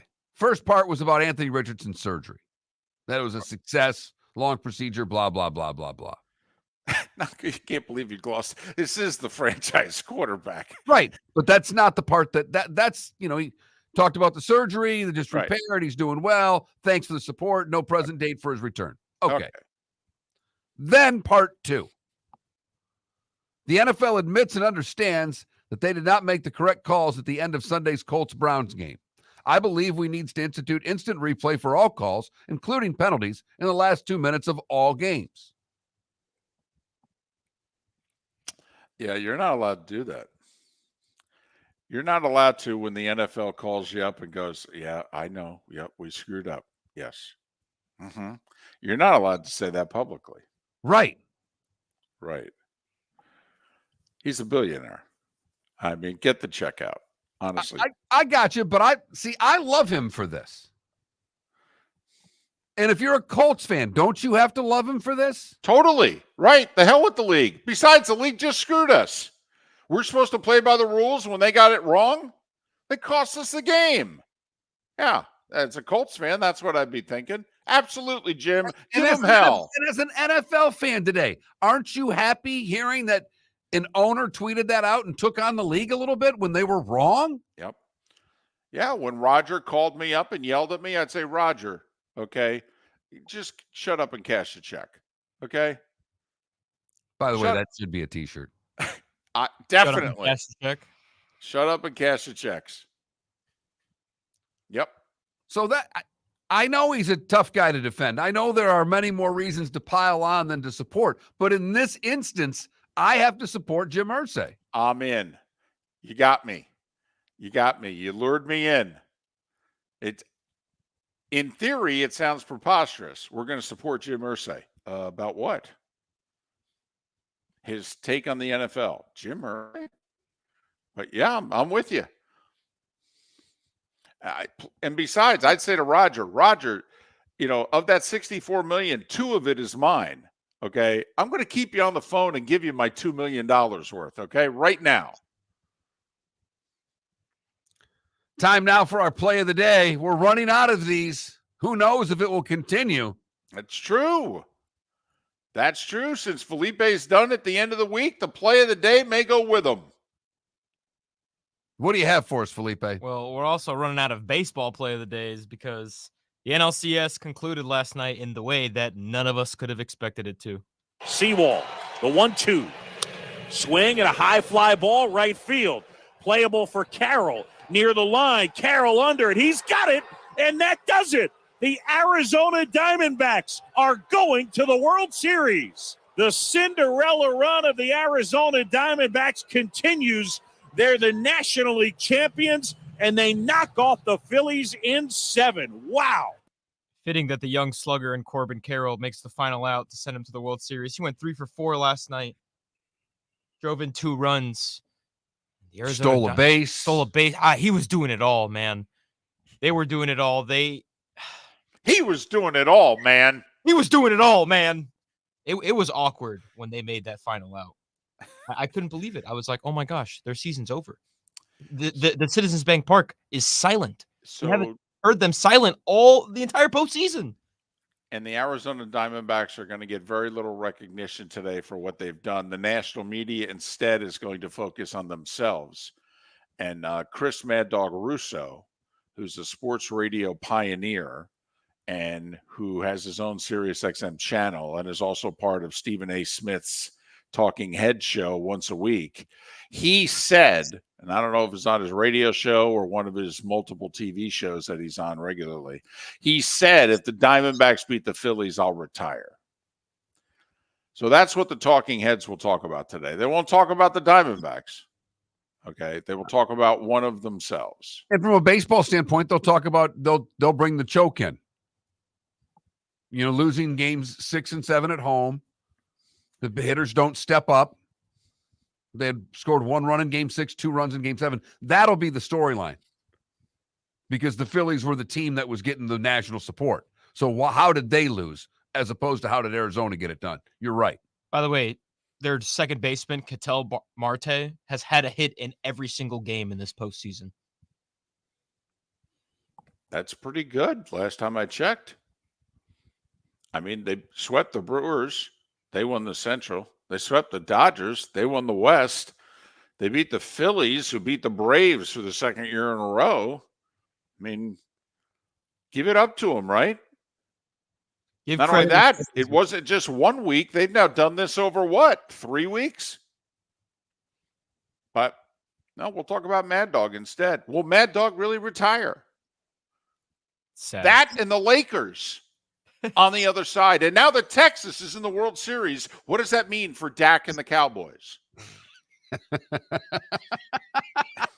I think you hit all the talking points there. Well done, David. I don't think Mad Dog could name 5 Diamondbacks. No, Mad Oh, baseball. No, he's a baseball guy. He can He's name. huge. Okay, let me He can switch name that. 26. Stephen A. Smith can't name 5 Diamondbacks. No, I don't know if he can Who do can? it. Okay, other than Mad Dog. Who can? Yeah, unless you watched one of these last couple games. Come on. Felipe, they were selling NLCS tickets in Arizona for $17 in Arizona. I don't think we can criticize the national media for not knowing the Diamondbacks. I'm not sure they know them in Phoenix. The law firm of Michael F. Hornung has successfully represented the citizens of Southwest Florida for over 30 years. As a former prosecutor, the information I know is information you need to know. If you've been arrested for a DUI, a criminal matter, or involved in an auto accident, call the law firm of Michael F. Hornung. I'm a local attorney with local knowledge to assist you through the process. For a free consultation, call 239-437-0095. That's 239-437-0095. Offices in Fort Worth. Located on the East Trail, locally owned Naples Tiki Bar and Grill is an outdoor eatery next to the Hitching Post Shopping Center. Island-inspired food with a true tiki theme. The best place in Naples to enjoy the beautiful weather in Southwest Florida. The Naples Tiki Bar and Grill offers a great menu for dine-in or takeout. Enjoy our famous pulled pork, huge burgers, and tiki bar cocktails. Don't miss happy hour every day from 3 to 6 and live music 7 days a week. See you soon at the Naples Tiki Bar and Grill, 11498 Tamiami Trail East. Visit Jason and Todd at the Diamond District. 20 years ago, Jason and I had the idea for a jewelry store like no other, with a vast selection of certified diamonds priced 8 to 12% over cost. A team of individuals who are educated, driven, and believe in cultivating relationships. Today, we have become one of the largest independent jewelry stores in the country. Todd and I love what we do and are in the store nearly every day, along with our GIA gemologists, master jewelers, custom designers, and non-commissioned diamond consultants, all of which we consider family. As direct diamond importers, we travel the world, forging relationships and sourcing diamonds. What we love most about our business is that we can call Southwest Florida our home. If selection, value, and comfort are important to you, give the Diamond District an opportunity. You won't find a better diamond buying experience. Todd and I look forward to shaking your hand and welcoming you to our Diamond District family. At the Diamond District. You are listening to Miller and Moulton on the Florida Sports Network.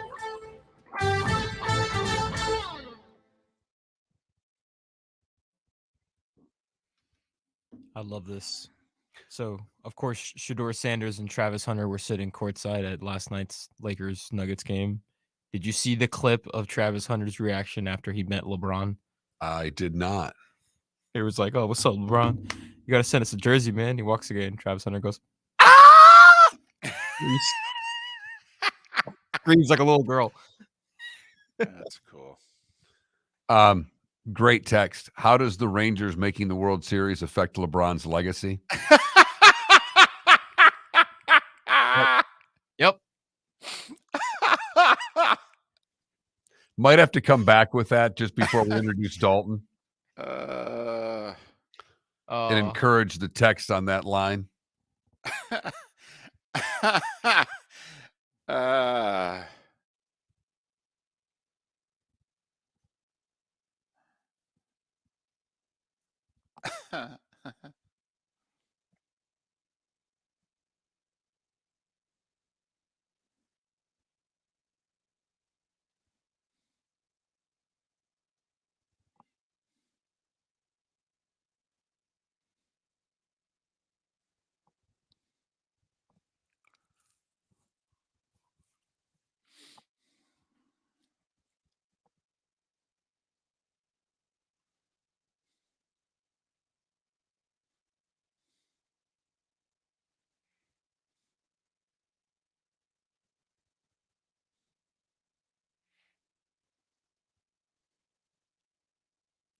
Are those their city jerseys?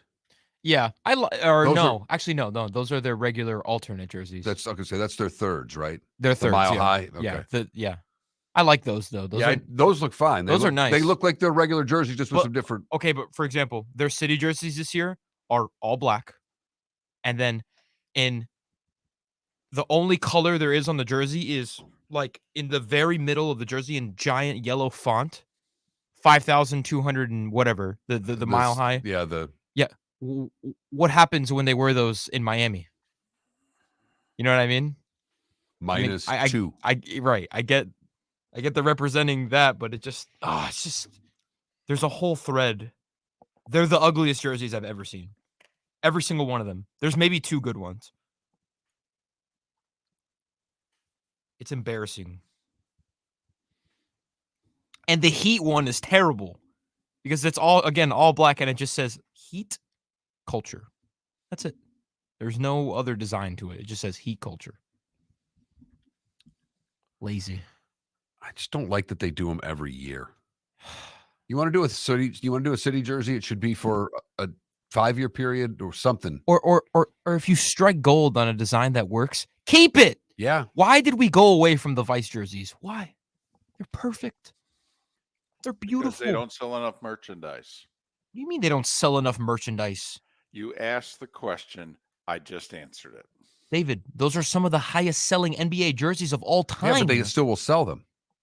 Wait, what? Doesn't mean you can't still buy them. Now they added another one that people will buy. If they brought back those blue Vice jerseys, people would buy them again because they sold them all out.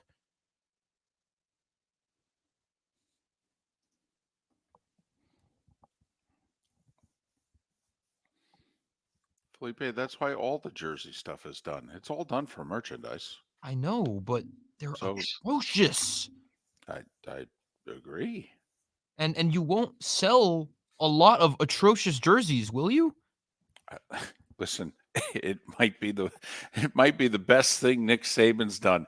He's won 6 national championships at Alabama, whatever. You know what he's insisted on? We wear 2 uniforms. I love wear that. The red ones and we wear the white ones. I love that. I love that. And that is it. What about the helmet? Leave the helmet alone. Okay, good. Back to you. I'm going to call Dalton. Why don't you do that?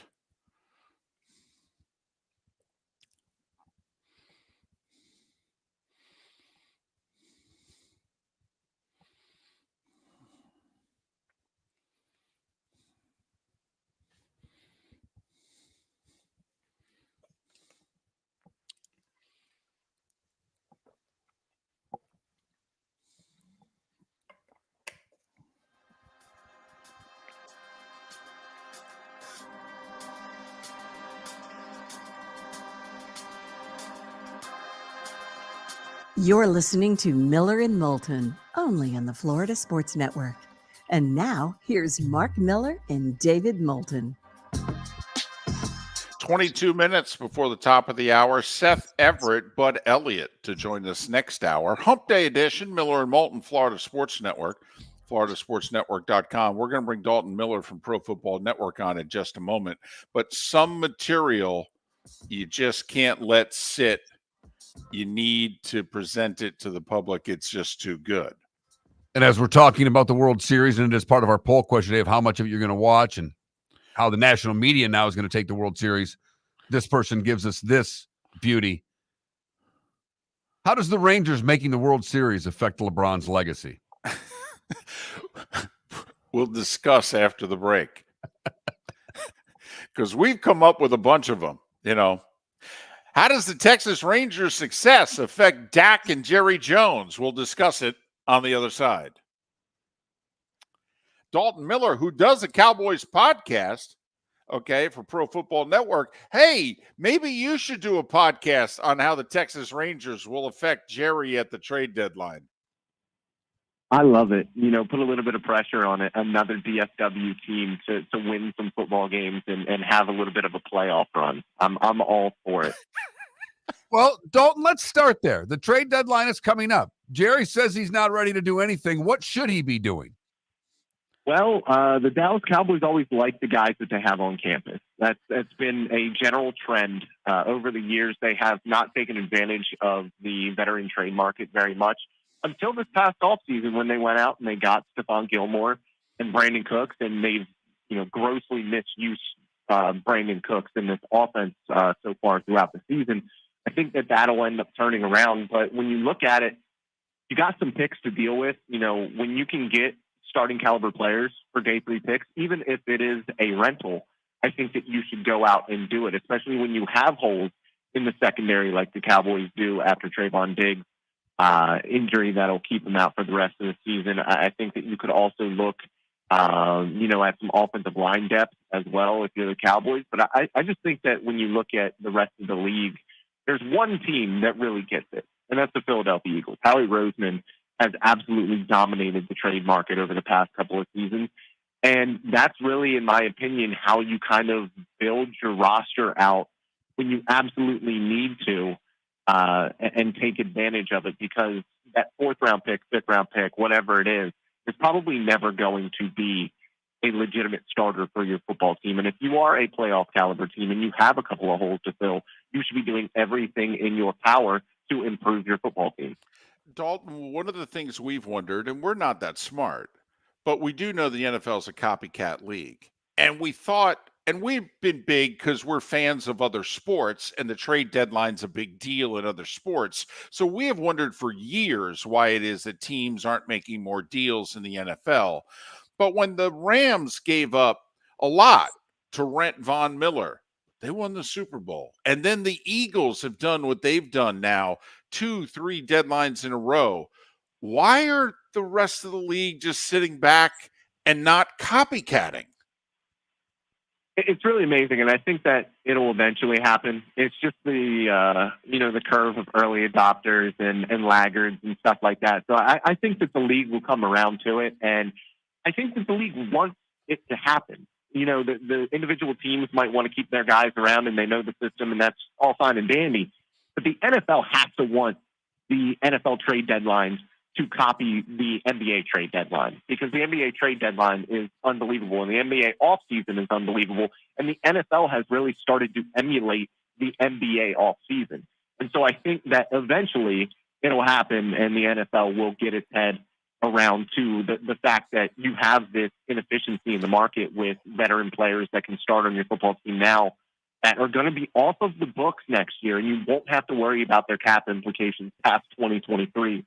I don't see why they wouldn't do that, on top of getting a comp pick for some of these guys if you do these trades. So it just doesn't make a whole lot of sense to me that they don't do it. All right, one final thing combining the Cowboys and the trade deadline. We have thought for a while that Dallas needs Mike Evans.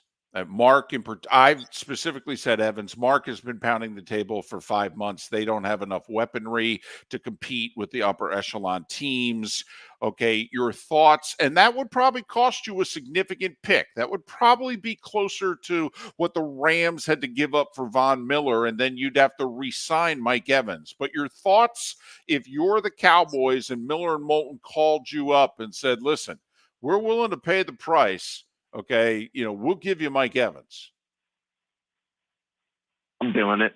I'm doing it. You're looking at a guy who is it 8 or 9 years straight with 1,000 yards? It's 8 years? 9 straight, 1,009 now. Yeah. So, and this is a guy who early in the season especially was going off with Baker Mayfield, and it slowed down a little bit, but he's still at the top of his game. I think he's still a fantastic player. He would be that X guy to really pair with CeeDee Lamb, who they like to use in the slot quite a bit. And more than anything, for the Dallas Cowboys, you have to right your wrong of allowing Amari Cooper to go, keeping Michael Gallup and paying Michael Gallup, because Michael Gallup, I love the guy. He's just not there anymore after the ACL tear. The athleticism never came back. To 100%. His confidence is definitely not what it used to be. So I think righting that wrong, because he is still a target-rich player. And if you can replace that target-rich player with Mike Evans, you absolutely do it. All right, San Francisco beat Dallas a few weeks back, and we were anointing them the next great team. Since then, they've lost 2. Brock Purdy threw a couple of late interceptions. Was it just a matter of guys being hurt, and they would have been a different team when they get those guys back? Or are we starting to find some things that might be wrong with Brock Purdy? Yeah, I think when you look at Jim Schwartz and Kyle Shanahan, their history together or playing against one another, Jim Schwartz has always had the upper hand in that Cleveland Browns defense. I know that they allowed 38 points, but that wasn't really – they still had a good defensive performance when you look at the numbers for that game. But the Browns had their number. Even if everybody was healthy, Christian McCaffrey, Deebo Samuel, that defense was going to have a good day. Then when you look at Minnesota and you look at, the New York Giants, who I thought did a really good job of sending pressure, getting to Brock Purdy, what Minnesota does is a little bit different, where they show a lot of pressure and then they bounce off of what looks like cover zero, and then they'll play coverage. So you have a young quarterback who's still growing from a progression standpoint from keying defenses. And I think that particular matchup was tough for him. On top of that, Minnesota defense is actually playing some pretty good football right now. And, it was nice. It was a great day from Kirk Cousins. I'm a little bit worried about them not being able to get to Kirk Cousins and sack him and really get in his grill, because the one thing that San Francisco does that's a little bit different from the rest of the league is they build from front to back in their defense. And so when you have that front not getting to the guy, you have to rely on the back end. In the back end, Trevarius Ward is a good player, and Talanoa Hufanga is a good safety, but they have coverage issues on the back end that you can exploit if you can pass protect. And that's what we saw last week. Well, and the other thing quickly on the Niners, just 2 weeks in a row, if they can't run the ball and more of the onus is on Brock Purdy, Brock Purdy does not appear right now to be the kind of quarterback that can win you a game. He needs everything to come together and just to be a piece. The last couple of weeks, Brock Purdy in the second half of games has had to be more the guy, and he ain't up to the task right now. It reminds me so much of Jimmy Garoppolo, where he goes off and he's an EPA monster and he's super efficient. And then you're right, when the backpack has to put on his back, things don't go as well. And the difference between Brock Purdy and Jimmy Garoppolo is Brock Purdy is able to create a little bit with his legs. He's more athletic. He's more creative. And he's more of a doubles hitter, where Jimmy was very much a singles hitter. He was going to take what he had in the pocket, and that was it. Brock Purdy will push the ball downfield a little bit more. But he's not there mentally where Jimmy Garoppolo was, even though I think that he is advanced for his age and, how much he has played at the NFL level. I still think that there is a way to go there. I think that he's gotten lucky over time with drop picks, turnover-worthy plays that were not taken advantage of. And I think in this past 2 weeks, you've seen teams are taking advantage of it. They are catching those passes. And I think when you play with the type of anticipation that the Shanahan-McDaniel offense kind of needs, you're going to have a couple of throws like that first interception where it was a little bit out in front of the receiver. Receiver didn't have a great breakout, and it was a little bit too far, and it was picked. That's a timing play that you need to have. And if everything doesn't go right, it's an interception. And you're seeing Brock Purdy, not just that, but under pressure, folding a little bit more than he had been earlier. He met adversity. He brought it back the next week, and he is not dealing with it very well. Dalton, who are the Miami Dolphins? And I mean that because they've beaten one team with a winning record now in a year and a half. When they're on, they look like world beaters, but when they play physical teams, we see what we see. So who are the Miami Dolphins in your estimation? I don't think a ton of what I saw from the Philadelphia game from Miami, just because they were so banged up, and, injuries happen and it's next man up. But they lost, between two injuries during the game and one that, was before the game, 3 offensive linemen on an offensive line that is already not very good. So that was not a good matchup for them against Philadelphia with a fantastic defensive line and guys who can come at you in droves. Other than that, it's the defensive side of the ball for me is the worry. The offense is going to be there 9 weeks out of 10, and it's going to be amazing, and it's going to be almost impossible to stop.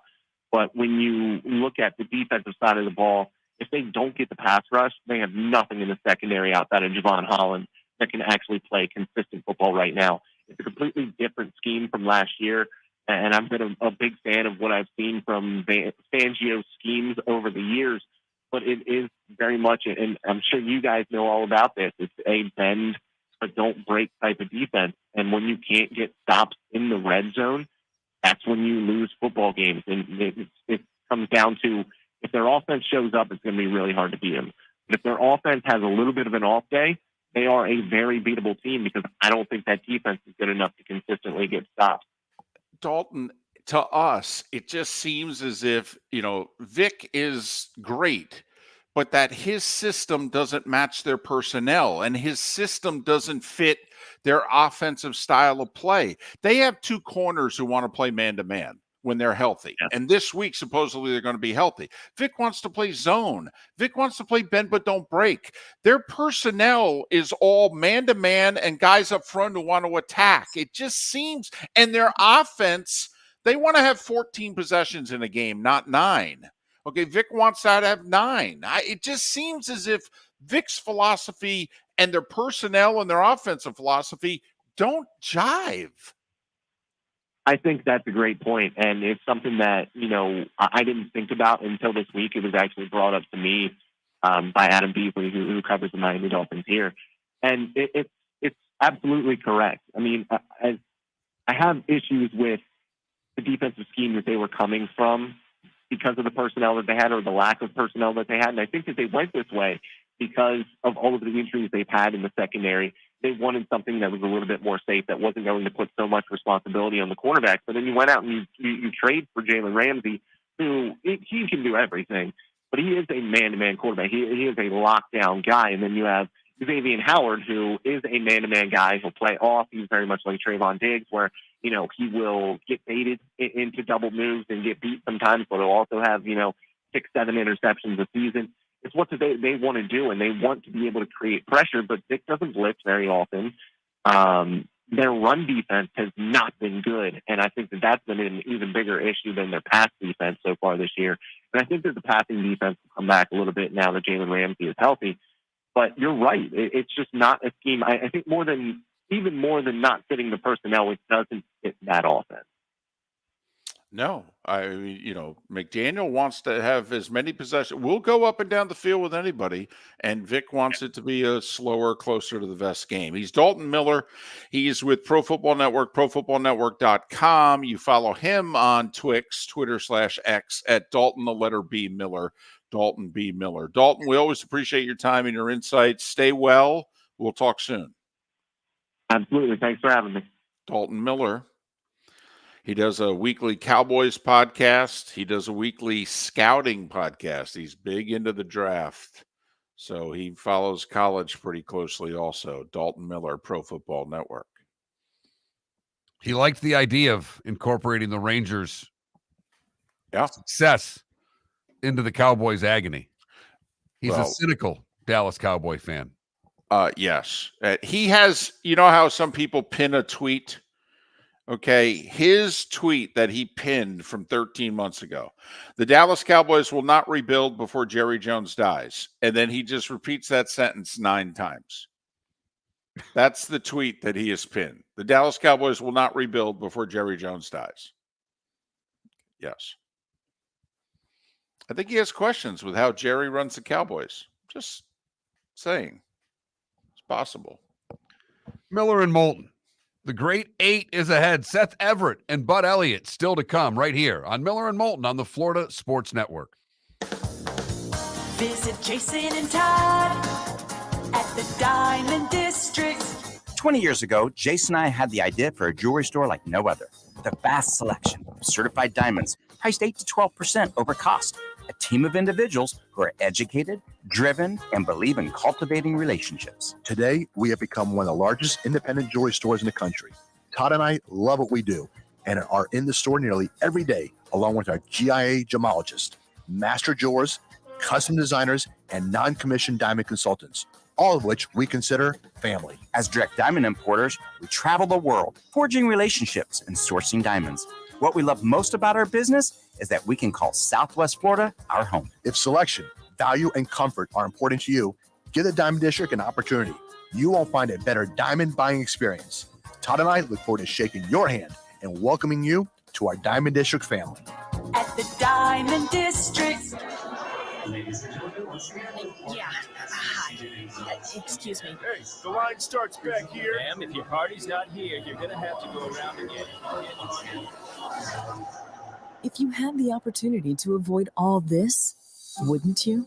Salt Live is the official transportation provider of the Miller and Moulton Morning Show, making your trip to and from the airport seamless and stress-free. Salt Live is supported with the help of local partners like the Bayfront Inn. Gather your family and friends and enjoy a leisurely day on the water with a pontoon or deck boat. If you prefer to explore the waterways without a motor, the Bayfront has canoes, standboards, and kayaks. At the end of your journey, enjoy lunch or dinner at the Bamboo Tropical Bar and Grill. The Bayfront Inn, something for everyone on 5th Avenue in downtown Naples. BayfrontInNaples.com. When you need a ride, book with Salt Live Transportation, 308-8686, or book on saltlivetransportation.com. The law firm of Michael F. Hornung specializes in criminal defense, DUI, personal injury, nursing home claims, and auto accidents. I'm a former prosecutor with over 34 years of experience. The information I know is information you need to know. If you've been arrested for a DUI, time is of the essence to maintain your driving privileges. Call the law firm of Michael F. Hornung for a free consultation. At the law firm of Michael F. Hornung, we are committed to excellence in your representation. Being a local attorney with local knowledge is clutch to the success of your case. For over 30 years, we have successfully represented the citizens of Southwest Florida. For a free consultation, call 239-437-0095. That's 239-437-0095. Our offices are conveniently located in Fort Myers. Visit online at mfh-law.com. The law firm of Michael F. Hornung specializes in criminal defense. You are listening to Miller and Moulton on the Florida Sports Network.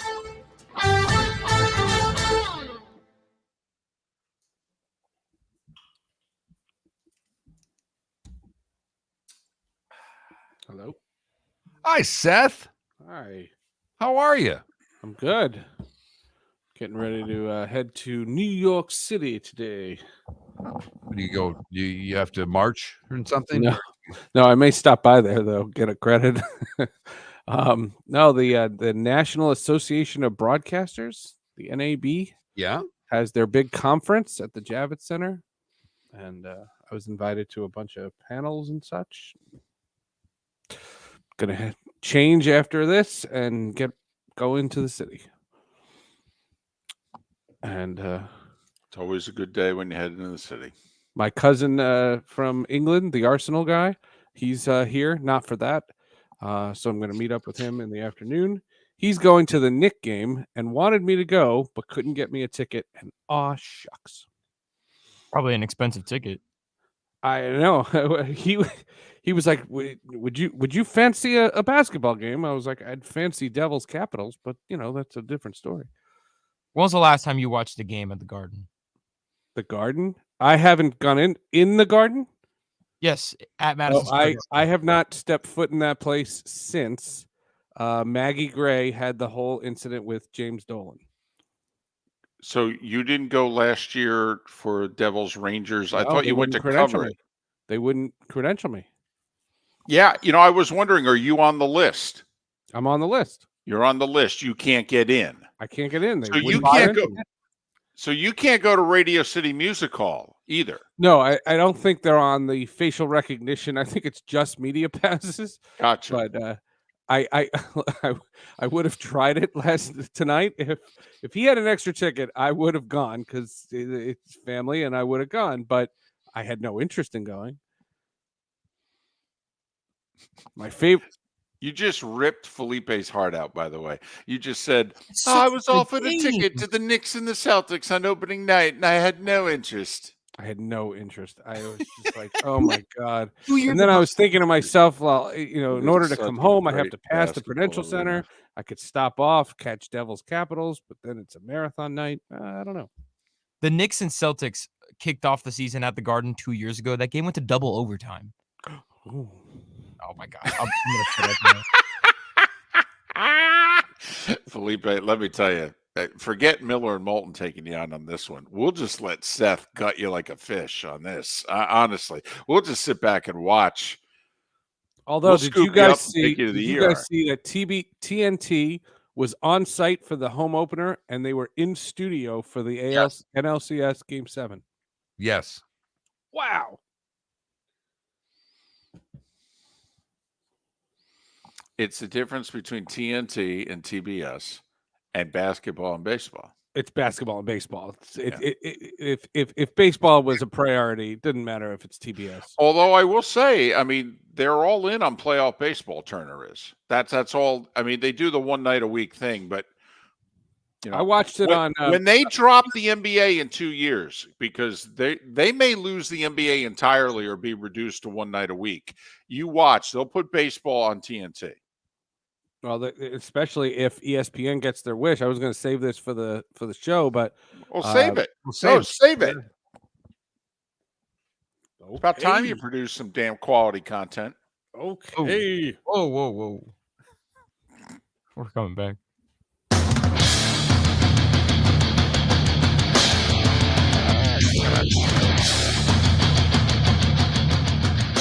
You are listening to Miller and Moulton, exclusively on the Florida Sports Network. And now here's Mark Miller and David Moulton. And just like that, it's the Great 8 Hour. We don't use that expression every day of the week, but when it's Seth Everett and Bud Elliott in the same hour, hoo-ah! And Seth Everett joins us now. He of Sports with Friends and Hall of Justice, and just a bunch of tales about life and the pursuit of happiness. You can follow Seth on that whole Twitter/X thing. It's Seth_Everett. What's up, buddy? You don't call it Twix anymore? Well, we do. You went to Milky Way, Three Musketeers?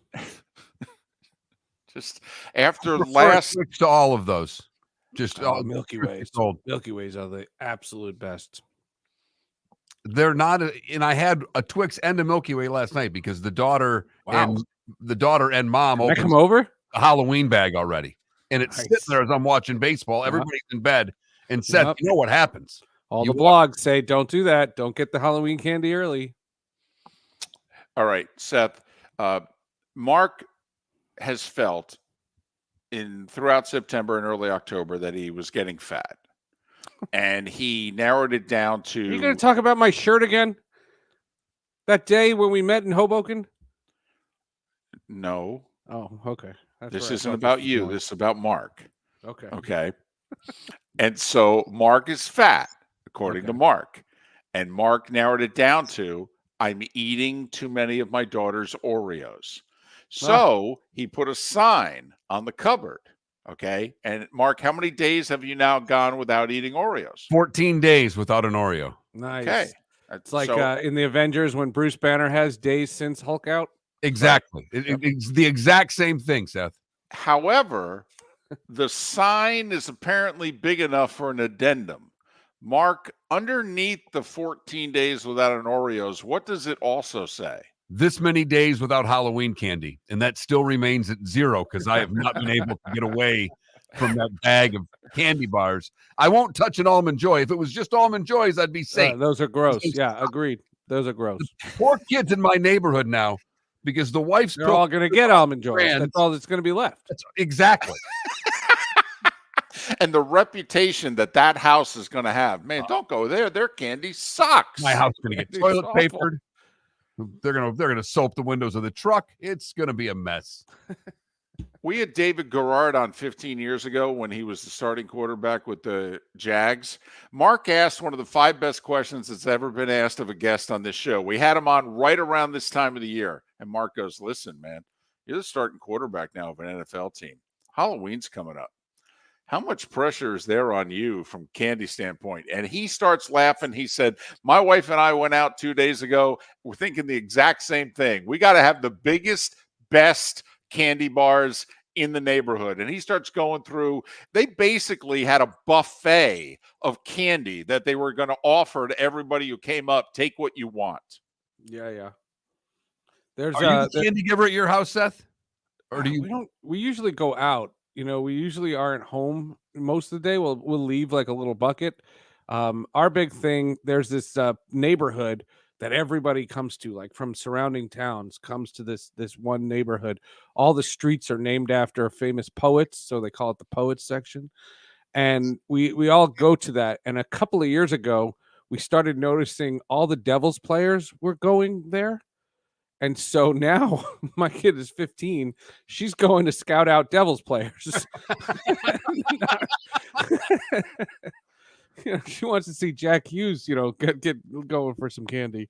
Jack and Luke, they can go together, something like that. So Halloween has now become checking out the neighborhood. It's got to be a proud moment as a father. Okay, when your daughter wants to, I want to go trick-or-treat in a certain neighborhood. Why? Because of my favorite sports team's players. I know, they're in the neighborhood. Think of the job you've done as a parent. I remember when they were little, we saw Corey Schneider at Benihana, and they thought that was the coolest thing in the world. And he wasn't even that good. They didn't know that. Most people are listening right now going, Corey Schneider? Bad goalie. Don't worry about it. Yeah. All right. Just another That's in the long line of Devils not named Martin Brodeur. That's right. Okay. That's right. Seth, when we first started having you on, you were our baseball guy. We don't ever introduce you as our baseball guy anymore. But I do want to ask you our poll question today, which is how much of the World Series are you going to watch? Not a pitch, a little, a lot, or every pitch? A little. I had the game on in the background after the Devils beat the Canadians. And I saw on Twitter that it was 2-0 Philly. And so I said, "Oh, let's." It was 2-1. Technically, it was 2-1. Whatever. I saw a tweet, and I went on to the game. I put it on Max.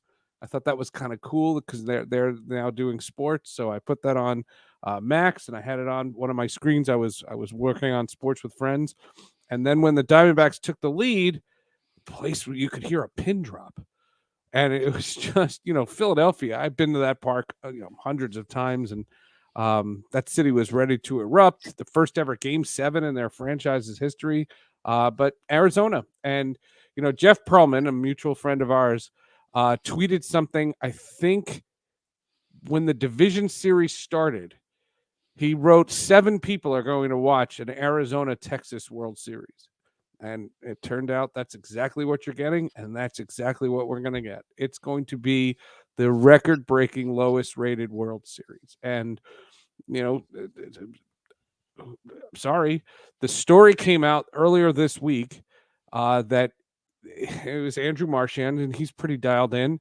He said that ESPN is talking about an opt-out clause of their baseball contract at the end of 2025. And because they are trying to reassess assets for college football, they need to raise capital. This is something that's become a liability. ESPN is the only reason that wild card series exists. That's it. And the wild card round screws with the division leaders. That we established that's a fact. And so what could happen is you could see a total transformation. You mentioned before the segment, would Turner want to get more into baseball to promote its streaming service? Maybe. But the reality of it is I think baseball needs ESPN, and ESPN doesn't need baseball. ESPN pays about $500 million a year to Major League Baseball, which is a couple $100 million less than what they were paying, but that's when they were broadcasting baseball 3 days a week. ESPN now does Sunday Night Baseball, and they do the wild card round, all 4 series, and that's it. That's all they do, and that's all they want to do. But as Seth said, Andrew Marchand of the New York Post talked about ESPN going forward, and they may need that $500 million to A, retain the NBA, and or B, retain as much of the college football playoff going forward as they can. That stuff. And so they may sacrifice covering Peter Major to pay League Paul. Baseball. Right. When Paul is 65 years old and, the target demographic of baseball. Well, right. And Mary's not helping out anymore. So, right. Yeah, right. There's no doubt. Peter, Paul, Mary. Okay. Yeah, I got you. All right. Good. I can hang. Okay. It wasn't for you. It was really for Felipe. Okay. He's down to 3 shows left. We're trying to educate him as much as possible. We only have like 8-10 more hours with Felipe. Okay. No. So, Seth, you had mentioned too before, TNT last night, they're on site for the NBA opener. They're in studio for TBS. Does that matter? It doesn't, but I think that when, you don't have multiple series and you only have one thing left, this was their culmination. This is a game 7. I think you send your whole staff there. You send Pedro Martinez and the other guys that were on that show. I think you send them, but again, I don't spend other people's money. All right, let's spin this a little bit. The Diamondbacks lost 110 games 2 years ago. This is the equivalent of the Oakland A's or Kansas City Royals from this year being in the World Series 2 years from now. Never mind the fact that Texas hasn't had a winning season in like a handful of years. They go out, they spend a bunch of money, even though a bunch of money they spent on DeGrom. He gave him 6 starts, but you know what I mean. Seager, Simeon, the whole deal. And here they are, They went and got Scherzer, who has done at the deadline, paid for Evaldi, the whole deal. And here they are. They're in the World Series. I mean, you can spin this. I mean, you're right. Both teams have 34 fans. But for a sport, you can spin this. Well, no, people have said that, in this decade, baseball has become regional. It is only going to be interesting in that region. There's not people in New England that are going to care. There's not people in the Southeast that are going to care. It is literally going to be the Southwest versus the Southwest. And that's all. I have beautiful memories of being in Phoenix for the 2001 World Series. That was electric. Is anyone in the building going to feel something like that? Well, come on. You got to acknowledge, A, the Yankees were also in that building. And B, it was month after 9/11. Exactly. Yeah. I mean, come on. I remember. Hey, and it doesn't matter. I've said this before, Seth. I was lucky enough as a kid to go to a game in the 84 series with my father, and there's the Tigers and the Padres. As a Tiger fan, it was really cool. I went to a Marlins-Yankees World Series as an adult, and I walked in, and my buddy looked at me, and he goes, "This is the flipping Yankees, man." It just it was just different. Yeah. When it's the Yankees, and that's he's talking about 03. Yeah. The 03. Yeah. Josh Beckett. My sister got married on what would have been Game 7. I was an MLB employee, and my sister got married on what would have been Game 7. I was never rooting for Josh Beckett in the Florida Marlins. I was going to say, he saved your job. Saved my bacon. Oh my goodness. Very quickly, what would you have chosen, your sister or your job? I choose not to answer that question. Well, then I think we know the choice. All right, very quickly, Sports with Friends Hall of Justice, and I mean very quickly. Go. Sports with Friends is fantastic. It's Jerry Schimmel, longtime voice of the Colorado Rockies. Before that, the Denver Nuggets. He was a survivor of a plane crash where 200 people died. He survived, went back into a burning building, and saved lives. It is one of the most fascinating stories. I met him in the 90s. I've known him all the time. Jerry Schimmel is a fantastic guest. We talk about Justice League War World on Hall of Justice. Okay. Wait, what was that on Hall of Justice again? Justice League War World. It's a new animated movie. But Gotcha. Jerry Schimmel. Jerry Schimmel. The book is Chosen to Live if you care to invest more into Jerry Fascinating. Schimmel. But I read it 20 years ago. Seth Everett, Sports with Friends Hall of Justice, an all-around good guy. Safe travels into the city today. Good luck to your Devils. We'll talk next week. Go Knicks. Wow. So Just ingenuine. throws a shot at the end of it. Seth Everett joining us here on Miller and Moulton. But Elliott's 25 minutes away. Thanks for listening. Visit Jason and Todd at the Diamond District. 20 years ago, Jason and I had the idea for a jewelry store like no other, with a vast selection of certified diamonds priced 8 to 12% over cost. A team of individuals who are educated, driven, and believe in cultivating relationships. Today, we have become one of the largest independent jewelry stores in the country.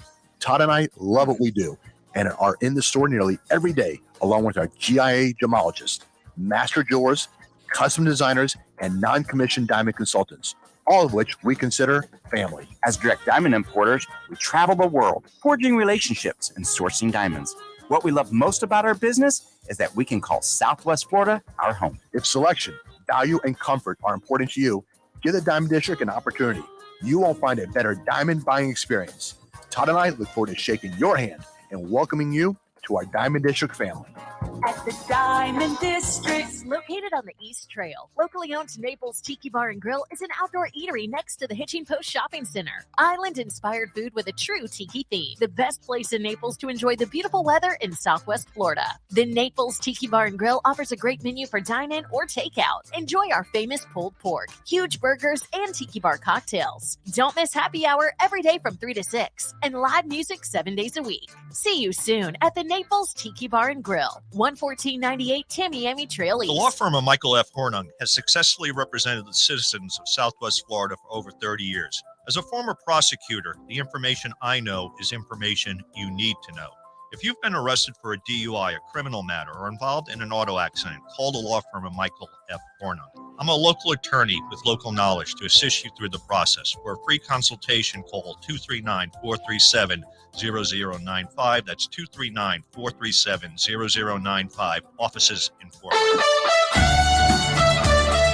You are listening to Miller and Moulton on the Florida Sports Network.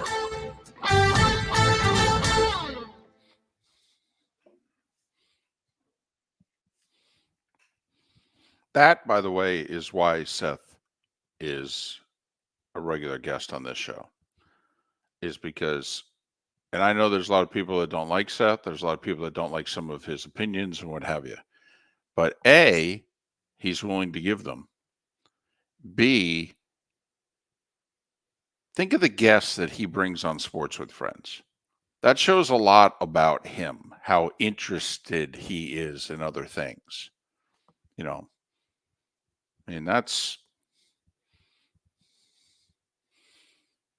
what got us interested in Seth. It was baseball first, but you can talk to Seth about a lot of things.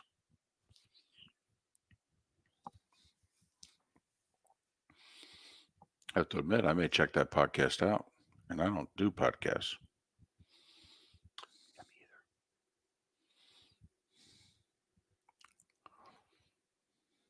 Although I do find myself listening to part of the Kelsey's podcast because I just think those two are hysterical. I think Jason's the really funny one. Yes. Well, and I mean, it is funny when they bring the wife on, or he brings his daughter on. And Travis is obviously just a goofy uncle. I mean, totally. Also, Jason, being his older brother, knows how to expose Travis easily. You know?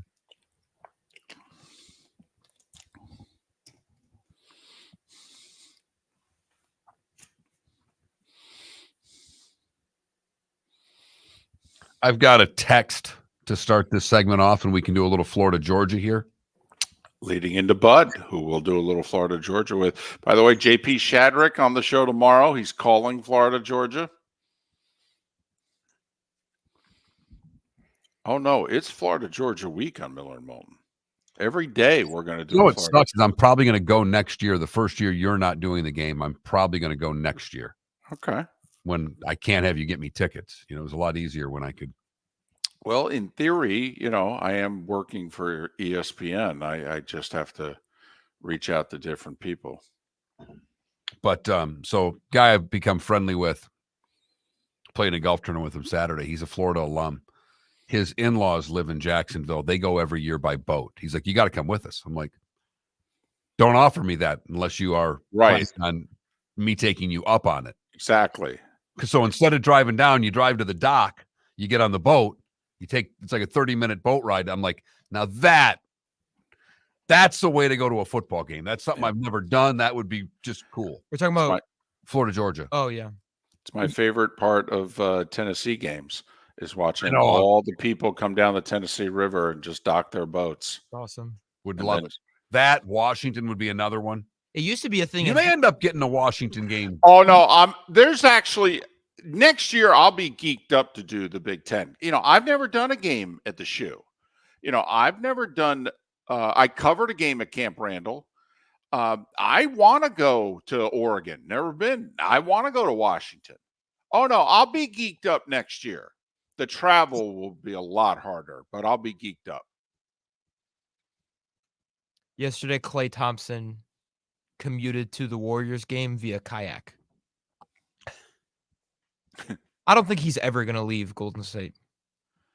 Well, it might not be his decision, but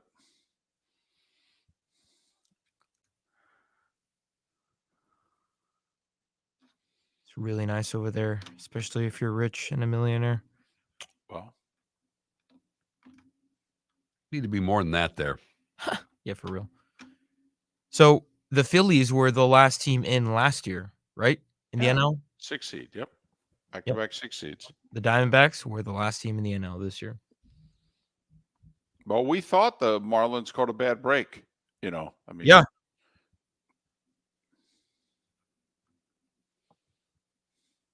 Incredible. 84 wins. World Series. I think the 06 Cardinals won 83 games in the World Series.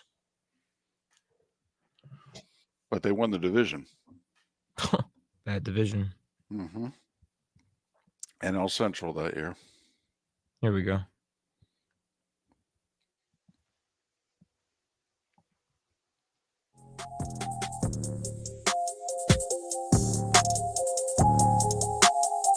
You're listening to Miller and Moulton, only on the Florida Sports Network.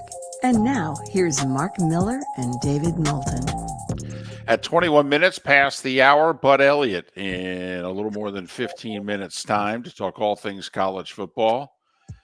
Florida, Georgia will come up because it is Florida, Georgia week. We've done multiple segments on every show this week, and we will continue to. JP Shadrick, who's calling the game for Westwood One, will join us tomorrow for tomorrow's Florida, Georgia talk at the very least. That's coming up. David, we got this text about a half hour ago, and I just kind of saved it. Text line's always open at 21,000. And yes, it is Felipe's last week. He is moving on. For those that are inquiring, we've kind of mentioned it throughout the week. He has 2 jobs. He's getting rid of this one. Right. It's the worst paying and worst hours of the 2. What would you do? That's really what it boils down to. The man would like to have a life again. Right. And part of that life is being able to sleep past 4:30 in the morning. Right. If he's not going to have any money, he'd like to have more time. I haven't had a day off since the 4th of July. I'm tired. Yeah. But hey, I'll be able to watch NBA games more now. Hey! I mean, if anybody noticed that he's ending this job that coincides directly with the beginning of the NBA season, I don't think it's a coincidence. Are we seeing a pattern here? So, But the text simply says, "How bad are the Gators getting beat this weekend?" Signed by hopeless Gators fan. Wow. Wow. So the South Carolina performance offensively doesn't bring any more hope, huh? Graham Mertz has been, listen, we were wrong. I was really wrong. I thought Graham Mertz was not going to be good. He completed less than 60% of his passes for multiple years at Wisconsin. We're going to throw him into the big bad SEC with a limited offense. He's been terrific. Terrific. No, I will say, I think the guy at Georgia is every bit as good. Maybe even more athletic and better, but that's okay. I mean, No Brock Bowers for Georgia. That's a big deal. It's a big deal. He plays every snap. Next to Marvin Harrison Jr., he's the next best weapon in the country. Yes. Yep. I mean, that's... Yep. Would have been a Heisman finalist. He wasn't going to win. Okay, but if we're talking about the best players in the country, he's probably second best. Marvin Harrison Jr., Brock Bowers. You can go crazy with your quarterbacks all you want. Best players. Not necessarily saying these guys are winning the Heisman. We're just Nope. telling you who the best players in college football are now. Right. They're not going first and second in the draft. That's going to be Caleb Williams and Drake May. Best players, Marvin Harrison Jr. and Brock Bowers. I think the Gators have a puncher's chance. I think no Brock Bowers frees up one more defender. I think that Florida is going to have to be very aggressive. Going to have to take some chances in this game defensively.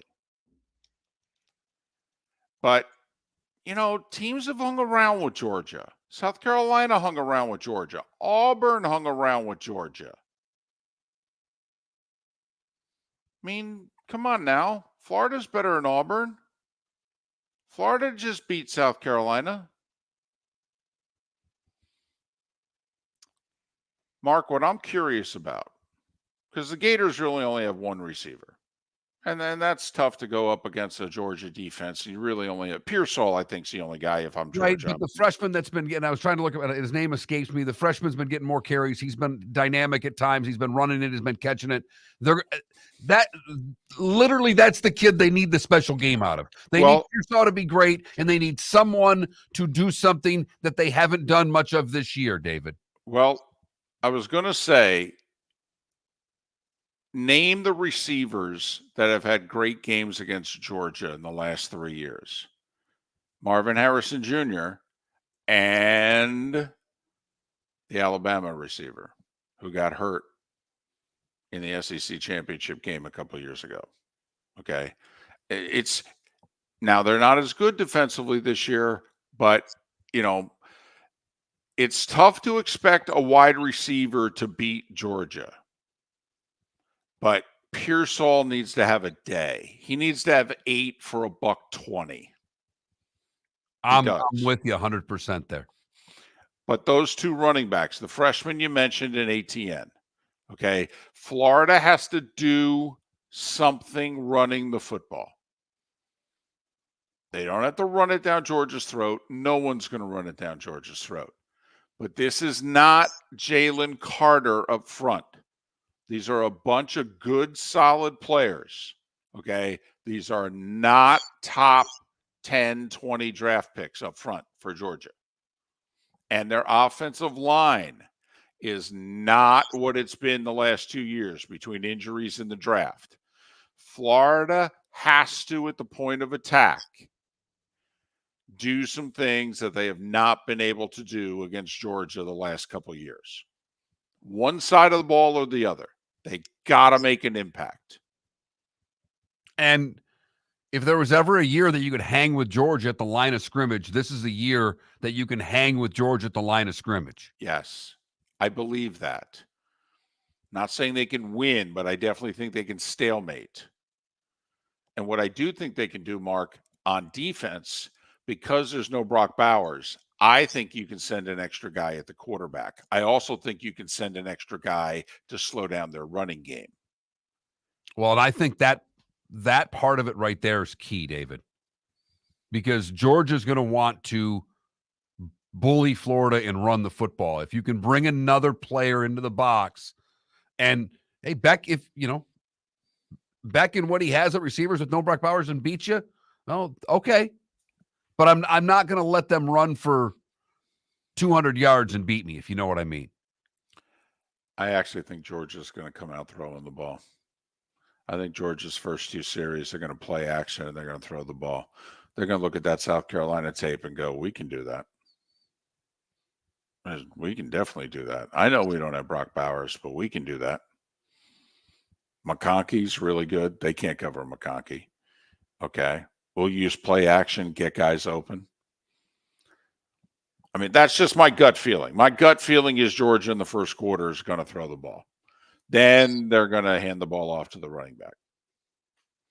And they only got one, by the way. They only got one running back. I mean, this is not like the last few years where they've had 2-3 guys. They got the little guy. He's good. And he's got a lot more power than you think. He's good. But that's really all they got.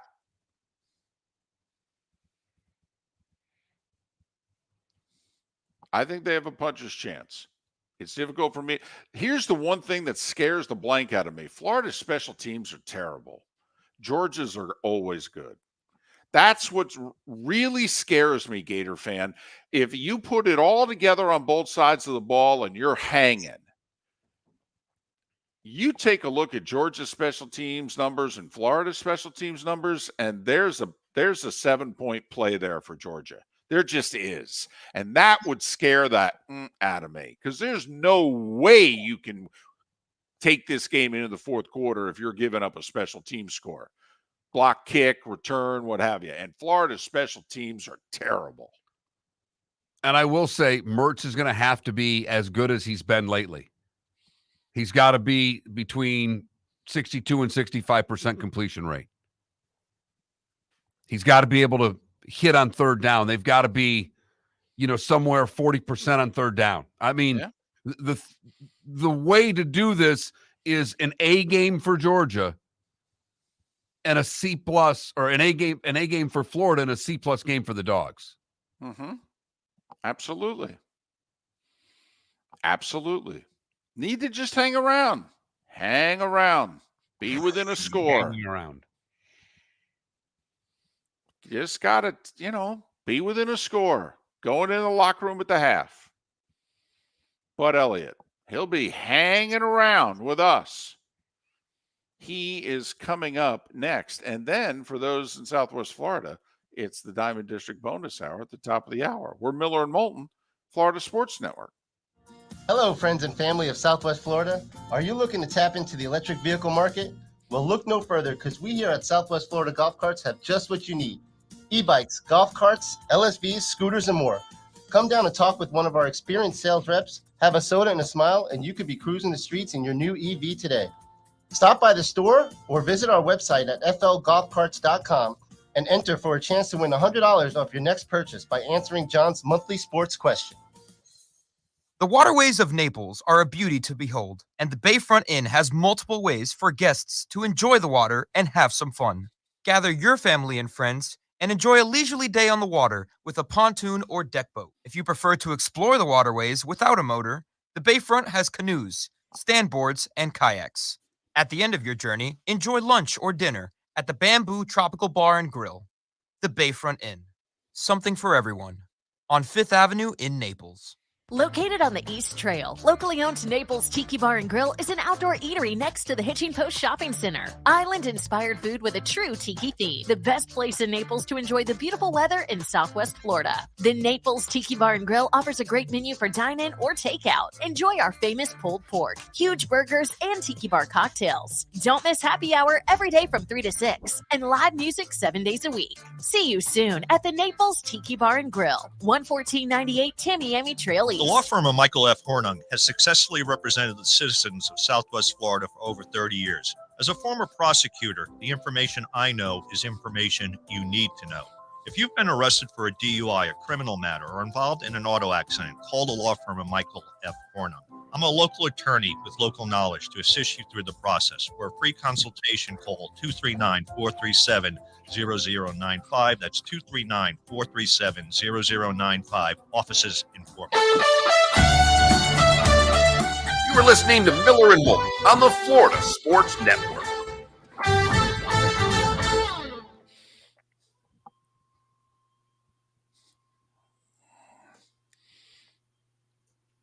Hey, bud. What's going on, guys?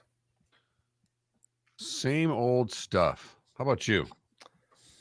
Just go, looking over all the games and getting ready to talk a little big game breakdown today. A little Harbaugh, a little Lincoln Riley, a little fourth down stuff. So Lincoln Riley is a punk. I can't root against USC enough right now. Yes. What a blank. I agree. I just have to be a little careful with this because I think he probably actually is legitimately sick because there's a lot of people around USC who have like something right now. So I don't want to go and be No, like, no. I don't mean that. I'm just talking about all the other stuff. Yes. Yeah, all the other stuff. Okay. And I'm telling you, I know it's SoCal and it's LA. Listen, the USC media is like the Ohio State media. They treat that college like the pro team. Okay. Yes, That's they do. like USC football is like the Lakers. Bill Plaschke will run Lincoln Riley out of that town. He already went after him yesterday. Oh, he already wrote a scathing column after him. He was on Dan Patrick ripping him apart yesterday. That Fox guy who played at USC, Pedro, he's got the Greek name. Oh, Petros. Petros. He'll kill him. And he's got the cred having played for USC to do it too. Plaschke thinks he's gone. Plaschke said flat out he thinks he's going to the NFL next year. Look, the farthest I was really willing to go was like that something ain't right there. And I said it 2 weeks ago. I was like, something's either happening at practice or not happening at practice and culturally inside that building that's just not right. I mean, it was pretty obvious, I thought, after the Arizona game. By the way, I've been saying for 3 weeks, you can ask Mark, that's the guy Michigan State should hire, the Arizona coach. I said it before. He can coach. He builds the program the right way. He would do it the right way. That's who they should hire. I would hire Mark Stoops. Oh, boy, if you're Mark Stoops, would you leave? Yes, I would. Why? Because you think I think the that gig's Kentucky up? I think Kentucky's expectations are way out over their skis. Like Mark Stoops is catching a lot of heat right now, and there's just no The expectations there because of how well he ran that thing are out of whack. Well, I think it's because of the contract. I also think Elko and I like Elko. Dude, Elko can coach. And then look, these guys that win at every single level as head coaches, there's something to that, man. Like and I'm talking about the Kansas guy. Like, yes, Lance would win there, assuming he takes the OC with him. I think the OC is a bit of a whiz kid, but it's Lance's offense apparently. So, it's. I don't think it's one of those things where he just had a hotshot coordinator and they're going to have somebody in. I mean, obviously, it's not going to come out till the end of the year. But do you think they're going to have somebody hired before the season's done, in agreement? If you know what I mean. Possibly, but I think a lot of it depends on which other jobs open, right? Like, you may be able to aim higher if you are like a top 2 job in the sport that happens to open. Now, if Bama opens, a lot of dominoes are going to fall. Right. If Michigan opens, that's a big deal. Why would Michigan open? Anything going on there? I have just so many varying thoughts on that. One, I kind of assume that all these teams cheat. Now, hold on. Now we're about to do a segment on the air. Yeah. Right. Okay. Fair enough. Okay. Yeah. I can get my Michigan State stuff in during the break. I can't do that when we're on air because nobody gives a crap. Like right now, we can ask you: FIU, Jacksonville State. You taking the Panthers in 7.5? No. I thought about if it hits 7, Jack State would be a play. Otherwise, it's sort of in that dead zone. Like I would take 10.5. I would lay 7. Otherwise, it's really just to stay away. If you still have 36 out there, I bet some over 36, not 36.5 with the UTEP total. 10 seconds. Did Sam Houston State win last week, or are they still winless? They are still winless. There you go.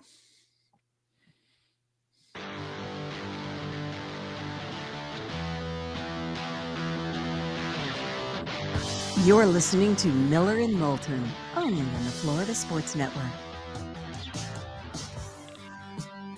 It's our final segment on a hump day, at least along the network, and that means Bud Elliott.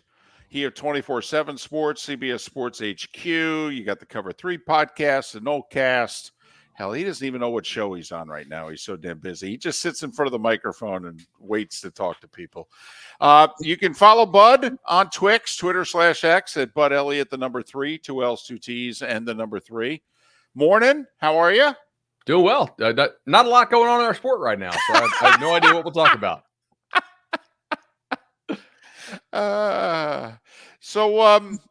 All right, the Michigan story. Where are you on it? I don't know if Mark's there. I'm to the point where if I'm Tony Petitti, I think I'm going to have to intervene before they play Penn State, certainly before they play Ohio State. Your thoughts on this story? So it's clearly an edge if you have the opponent's signals from the jump. How big of an edge is something that we can debate. I do think it's notable that we have not seen coaches come out and call Michigan out by name, right? And I think the reason they do it is the same reason that they all grumble about the transfer portal and tampering, but they don't ever call anybody else out because they're a little scared of what their own guys do, right? And I think that the very best teams in this sport, a lot of them probably do this in some form or fashion, okay? Now, are they dumb enough to use their own name to buy the tickets on both sides of the stadium and then get the reimbursement via Venmo? That's kind of dumb. Like it's pretty clear Michigan was doing this. Is it really that big of a deal? Man, honestly, like we allow it in the NFL. We allow it in the lower levels of football. Just for some reason in the FBS, a lot of the schools are too cheap to send advanced scouting to games. So they passed a rule for cost-saving measures that you couldn't do it. But it is still a violation, right? So I'm kind of like, I don't think this is a huge deal, but perception-wise, it's going to get blown up into a massive deal. And there are a lot of people that don't. You think so? He's allegedly been doing it for 2.5 years. Right. During those 2.5 years, they've won the Big Ten twice, made the playoff twice. They're the number 2 team in the country this year. And they weren't doing it before that. So we're not to draw any conclusions from this, even though their talent is a lot better now than it was then. Do we know they weren't doing it, or was this guy not doing it? Okay, valid. I'm not saying I have info to that effect, but like, we know they couldn't do it in 2020 because fans in Big Ten stadiums were not allowed in. Remember? Right. So like, you can't go advanced scout if there's nobody in the stands. You're really going to stand out if you're the only guy in the stands amongst all the cardboard cutouts. It would look a little weird with the block M at the 50-yard line and no one else is there. I'm with you.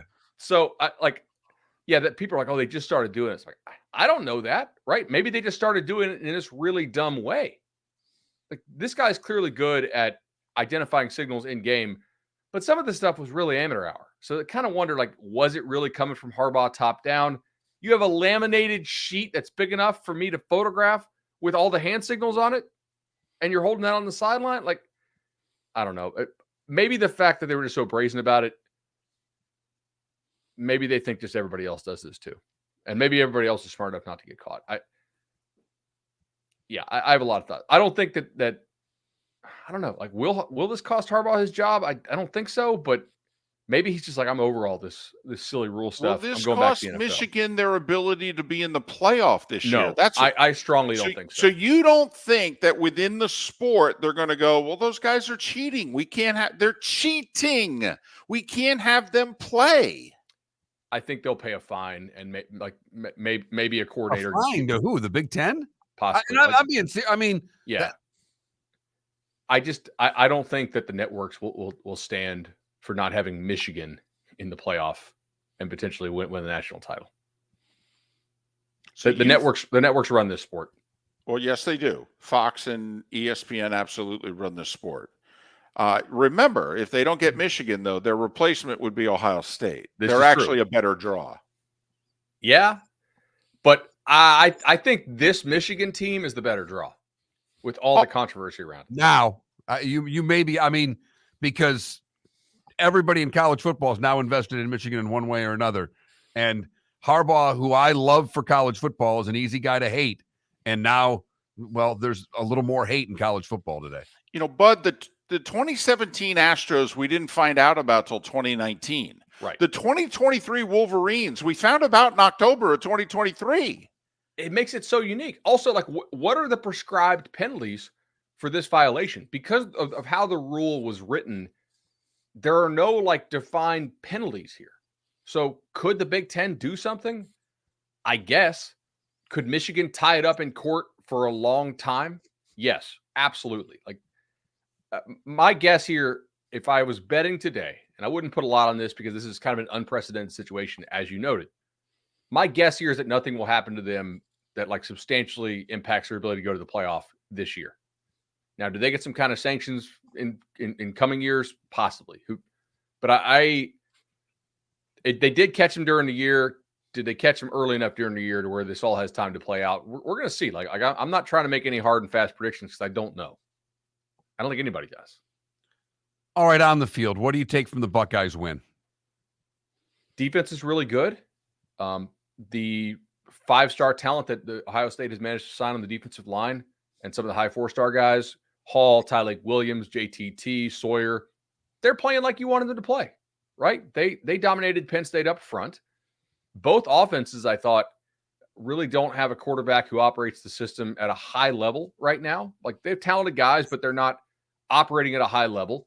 One team has a cheat code in Marvin Harrison Jr. and targeted him 18 times, and he caught 11 of them for 170 or whatever. I put out on Twitter or X or Twix or whichever you guys prefer. Hey, if Harrison Jr. was on Penn State wins that game, right? Like, he was the main difference. The rest of the offense, without him or just Penn State's entire offense, kind of looked the same. You know, it's hard to get guys open, and when they were open, you weren't hitting them for the most part. Even some of Harrison Jr.'s catches were amazing catches. Tons of defensive speed all over the field.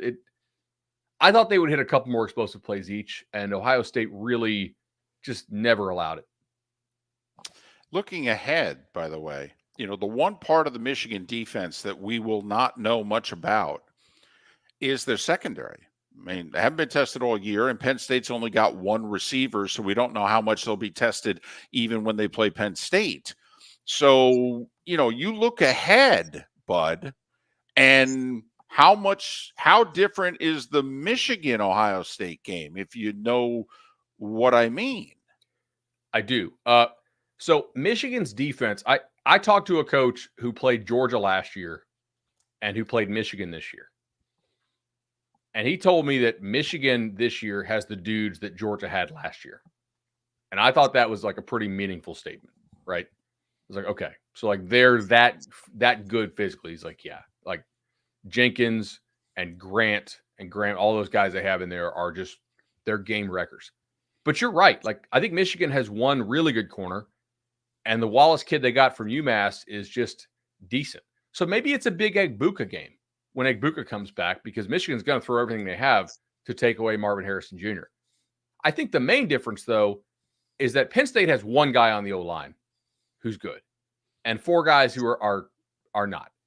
Michigan thinks they have 7 draftable offensive linemen. Yes. Which means both backups, which I don't know if I agree with, but if they say they have 7, let's just kind of not like take the hyperbole down a notch and say they have 5. If you got 5 draftable offensive linemen, you're going to move the ball better on Ohio State's defense than Penn State did. I think that's probably the difference. They look really good to me with or without the signals. But again, they have brought in the element of the doubt, right? Yes. Were they better than Ohio State without the signals last year? Firmly believe so. Yeah. How much better? I don't know. Well, the other thing besides what they've done on the field, take a look at their number against the number the last 2.5 years. Michigan has lost 5 games against the spread in 2.5 years. Okay. I mean, And I'm 4 just of them start saying this year. Yeah. I'm just saying. Mm-hmm. Okay, their level of success on and off the field in the last 2.5 years, they haven't had in 25 years. I do think a lot of this stuff has happened, by the way, like throughout our sport. Just hearing some of the precautions that LSU took when they had to play Bama in the Sugar Dome or the Sugar Bowl and the Superdome. Like, why would you take all those precautions? Oh, I don't know who you're going against, right? The guy that used to coach at your school. It makes you wonder. I think that this has been like, I know coaches who have caught guys not affiliated with the school, but I'm sure contracted somehow, right, in a parking garage recording their practices, right? Like it this year, actually, it happens. I talked to a coach in the MAC who found kids wandering through their building who they realized were students at another MAC school, like just looking for stuff. I think the next big thing to come, do you guys know what Exos is? It's basically the video platform out there that all the schools use, all their film, their game film, but also their practice film and their playbooks and their calls and whatnot are on it. I think the next big scandal is, quote unquote, somebody hacking somebody else's Exos and getting caught. Why don't we just put transistors in the helmets? We can get rid of all this stupid signline signal signs, pictures of announcers crap. I do totally agree. Also, like, we can get rid of the thing in the Georgia game where they're holding up a sheet so big that you can't see if the guy made the first down marker or not. Right. Like it makes for a bad TV product. So yeah, completely agree. We need to have the radios in the helmets. I think they didn't want to do it because of money. The same reason why they banned advanced scouting, not because it's that big of an edge, but because they didn't want you to, like, they didn't want other schools to have to feel like they had to spend the money to send people on the road like they did in the 80s and 90s. Kind of shot you give the Gators in the cocktail party, bud? Non-zero, but not great, I would say. Georgia appears to be getting really healthy with the exception of Bowers. I think they get the offensive tackle Mims back, which is a really important player for them. Florida's defense has not been quite as good as I thought it would be, especially with the pass rush. Beck has looked really good, and Georgia covers really well. I think we'll see what kind of game plan Florida has for them. Florida will certainly try to be physical with the line of scrimmage, but I just don't know. Man, can they score enough? Because after watching what Missouri did to South Carolina, Florida's win at South Carolina, which they deserve credit for, and South Carolina was playing their butts off at home. But, I mean, South Carolina's been spanked a couple times now, too, and you eked out a win over them. So, I don't know. I don't give them a great shot. Yeah, what has happened to the Gators defensively? You know, I mean, they gave up a first play bomb against Utah. The rest of the game, they gave up 200 yards at Utah. They whacked Tennessee. Tennessee did have two backup offensive linemen out there, but the first month they were solid defensively. Kentucky and South Carolina have shredded them. Yeah, so with more film, you find certain weaknesses. I think Kentucky was able to exploit some of their like over aggressiveness from the linebacker and safety position to get some big angles and hit some explosive runs. South Carolina, like, Rattler is legit to me. I think he's going to go way higher in the draft than people realize. He's playing with a terrible offensive line and like one receiver. I don't think Florida's pass rush off the edge is particularly good, right? Now, interior pass push is good, but I don't know about pass rush off the edge. And so I think these quarterbacks are largely able to move around a little bit because nobody's coming to clean them up off the edge. And some of their younger guys at safety will be good players in the future, but I'm not sure they're there right now. That would be my primary diagnosis on UF's pass D. See an upset anywhere this weekend, bud? I mean, can Cal beat USC? Cal's off a bye. Wilcox is not a bad coach. I could see it. I mean, how about Kansas against Oklahoma? I think so. I'm a little scared to go Kansas in these really big matchups because I looked at athletes on the field the last two times that Kansas played Texas, and it wasn't competitive. You know, just it wasn't. So I kind of wonder if OU can just score like 45. Okay. All right. Bud Elliott, 24/7 Sports. He's got the Nolecast, got the Cover 3 podcast, as the CBS Sports thing. I don't know how he has time for us, but he says he likes us. All right. You guys are the best, man. Come on. So you keep saying. Did you guys win an Emmy? No. One of us did. One of us did. One of us Congrats, is a man. part of I've some been a big part of things on this show. CBS won for Army Navy in 2017. I got a plaque for that one. ESPN won for Monday Night Football. They actually send you an Emmy. Look at that. I know. Wow. And I'm not giving it back. No, it's not a rental. That and $6 gets you a venti at Starbucks. That's fantastic. So, Bud, it's Miller and 2-time Emmy Award winning Moulton. Here we go. Look at this. You're going to have to change the promos and everything. You got to change the name on the StreamYard. We're just lucky we're still on the air, Bud. Okay? I mean, who's going to cancel an Emmy-winning show? Really? Happens Really? all the damn time. Yeah. Miller and Moulton. Thanks, Bud. See The you guys. bonus hour in the 239 is next. Thanks for listening right here on the Florida Sports Network. The law firm of Michael F. Hornung specializes in criminal defense, DUI, personal injury, nursing home claims, and auto accidents. I'm a former prosecutor with over 34 years of experience. The information I know is information you need to know.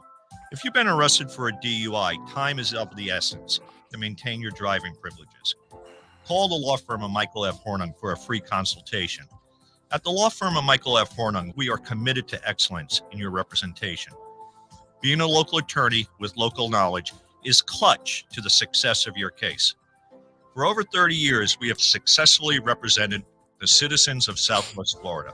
For a free consultation, call 239-437-0095. That's 239-437-0095. Our offices are conveniently located in Fort Myers. Visit online at mfh-law.com. Visit Jason and Todd at the Diamond District. 20 years ago, Jason and I had the idea for a jewelry store like no other, with a vast selection of certified diamonds priced 8 to 12% over cost. A team of individuals who are educated, driven, and believe in cultivating relationships. Today, we have become one of the largest independent jewelry stores in the country. Todd and I love what we do and are in the store nearly every day, along with our GIA gemologists, master jewelers, custom designers, and non-commissioned diamond consultants, all of which we consider family. As direct diamond importers, we travel the world, forging relationships and sourcing diamonds. What we love most about our business is that we can call Southwest Florida our home. If selection, value, and comfort are important to you, give the Diamond District an opportunity. You won't find a better diamond buying experience. Todd and I look forward to shaking your hand and welcoming you to our Diamond District family. At the Diamond District. Located on the East Trail, locally owned Naples Tiki Bar and Grill is an outdoor eatery next to the Hitching Post Shopping Center. Island-inspired food with a true tiki theme. The best place in Naples to enjoy the beautiful weather in Southwest Florida. The Naples Tiki Bar and Grill offers a great menu for dine-in or takeout. Enjoy our famous pulled pork, huge burgers, and tiki bar cocktails. Don't miss happy hour every day from 3 to 6 and live music 7 days a week. See you soon at the Naples Tiki Bar and Grill, 11498 Tamiami Trail East. Hello, friends and family of Southwest Florida. Are you looking to tap into the electric vehicle market? Well, look no further, because we here at Southwest Florida Golf Carts have just what you need. E-bikes, golf carts, LSVs, scooters, and more. Come down and talk with one of our experienced sales reps, have a soda and a smile, and you could be cruising the streets in your new EV today. Stop by the store or visit our website at flgolfcarts.com and enter for a chance to win $100 off your next purchase by answering John's monthly sports question. You were listening to Miller and Moulton on the Florida Sports Network.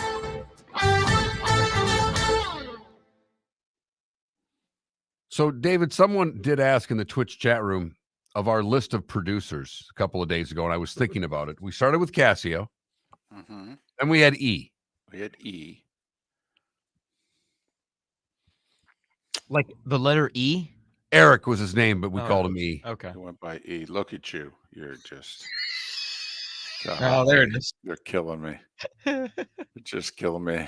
And I don't have any control over this either. I gotta just sit back and take this. It just takes a second. How long? So after E, did we have someone else here? Well, didn't we have Chris? Did we have Chris or did just you have Chris? Okay, after John got let go, we did 6 months together. So we had Cassio, E, and then back to Cassio? Back to Cassio. And then I thought for 6 months. You're right. Because, they got rid of him and he took his job. Yeah. So then after Chris, we went to the other place. And we had a couple before Colin. Well, you guys were in another building? Another station. Where? Other side of town. Oh. The Fox. The Wink TV company, Sun Broadcasting. Oh. Yeah, but it's funny. They were more. We had two guys and Colin, and then Giro. Yeah, so we had four there.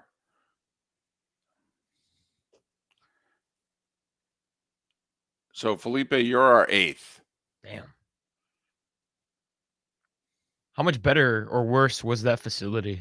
We never did a show out of there. Wait, what? They never had a studio for us. We did it out of my house.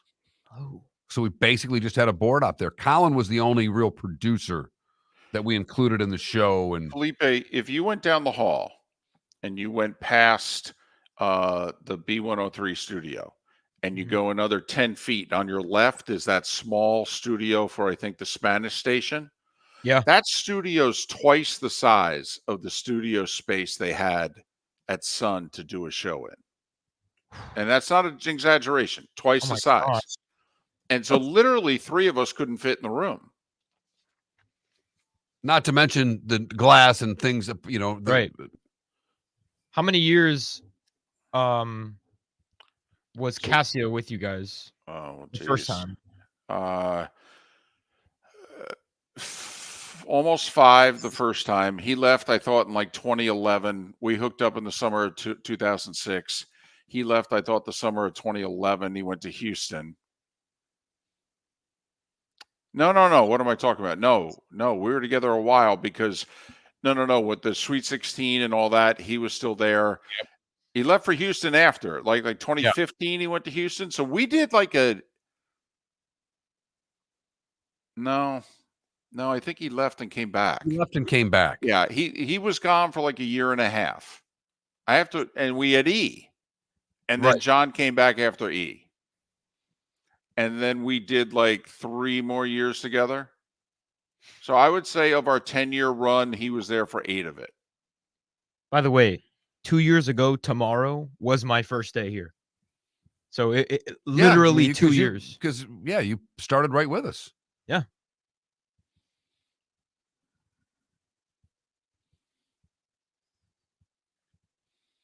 All right, we're coming back.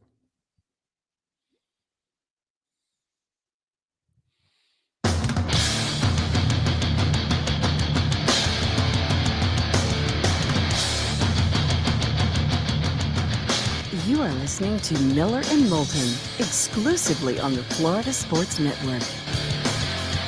And now, here's Mark Miller and David Moulton. It is the Diamond District bonus hour on this hump day. We've had a fun show. If you missed any of it or most of it, well, go to floridasportsnetwork.com and download what you missed. Dalton Miller, an hour and a half ago, talking NFL. Our grade 8 hour was Seth Everett and Bud Elliott. It was fun. It was animated. Good discussions. Like people who know one another, like each other, can bust each other's chops and also talk about things at the same time. Just saying. Our poll questions about this World Series. And boy, do we know you're all into that. Not a pitch. How much of the World Series will you be watching? Not a pitch is gaining ground on a lot right now, David. A little is winning the vote with just a little less than 41%. A lot has 29% of the vote, but not a pitch with 20% of the vote now. Every pitch getting 10% of the vote. So it's Texas and Arizona, if you haven't been paying attention. Arizona down 2-0 and 3-2, went to Philadelphia, won game 6 and 7. Phillies had never played a game 7 in their history. It's kind of hard to believe. They've been playing baseball about 130 years. So it's Texas and Arizona. Mark, I don't want to say that this is an unexpected World Series. And I'm not just talking about 6-7 months ago. I'm talking 3 weeks ago. So the odds came out as soon as we knew who the 12 playoff teams were. Right. The Marlins, by the way, had the longest odds on the board in terms of who they would play and or beat in the World Series. I think Vegas took a look at the Marlins draw, Phillies, and then if they win, Braves, and that's a tougher draw.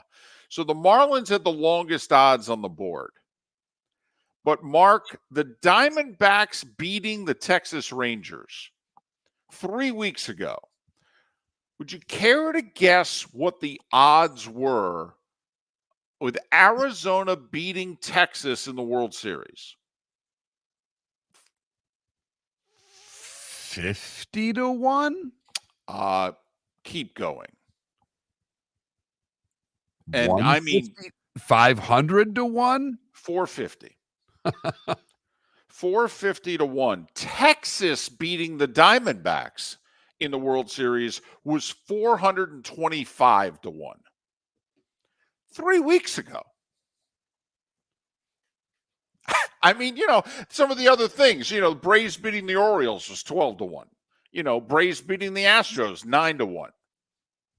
Now, 425 and 450-1 3 weeks ago. How many people are we going to see betting slips? Never mind the fact Mattress Man lost $8 million of the Astros getting knocked out, by the way. $8 million on the playoffs. It's a lot of mattresses. That's all I can say. No markups in that business. No. I mean, no one's making any money selling mattresses. Nope. $8 million. That's just on this year's playoffs. That's in the last 3 weeks. So, a couple painful game sevens there for Fox and a few bettors, apparently. But so I guess we're going to see a betting slip or two that will appear. Somebody will, tweet it out or exit out or whatever. And we'll go, how about that? 3 weeks ago. 450-1. I mean, seriously, just the Diamondbacks beating the Orioles was 160-1. Beating the Astros was 125-1. Beating the Rays was 250-1. Marlins, by the way, biggest odds on the board. If the Marlins had beaten either the Twins or the Rangers, it would have been 525-1. So not just the baseball fan out there, but Vegas telling you the odds of this series were, not even close, and that's the one we get. And that's the crux of our poll question today. How much of the World Series will you be watching? And I guess it will be the lowest rated World Series that's ever been played. Oh, yeah. Although sports is doing really well. And I mean, Fox boasted the ALCS was their best rated one in 4 years. Yeah, okay. Okay, there was one series, I guess, in which the odds were longer than the Marlins, but it involved the Marlins. Mark, if the Twins had beat the Marlins to win the World Series, that was 550-1. Okay. But you get the idea. This is a bit of an unexpected World Series. And I'm not just talking about from March 30th when the season started. I'm talking about like from October 3rd. So there you go. How And much David is an every pitch guy with the exception of Monday night because he has another obligation. Correct.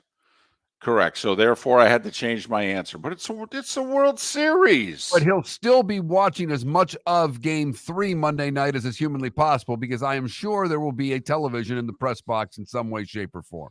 Oh, what are you kidding? Mr. Bandwagon Texas Rangers fan, Troy Aikman. Yeah. All things Dallas there. Plus, he's got a restaurant that's like right there, I think, across the street from the Arlington Stadium there. So, oh, yeah, he's all in. I got the cheat sheet written down as to who the Texas Rangers are. phonetic spellings of, how to pronounce Bochy. So when Joe starts quizzing them, I got it right there.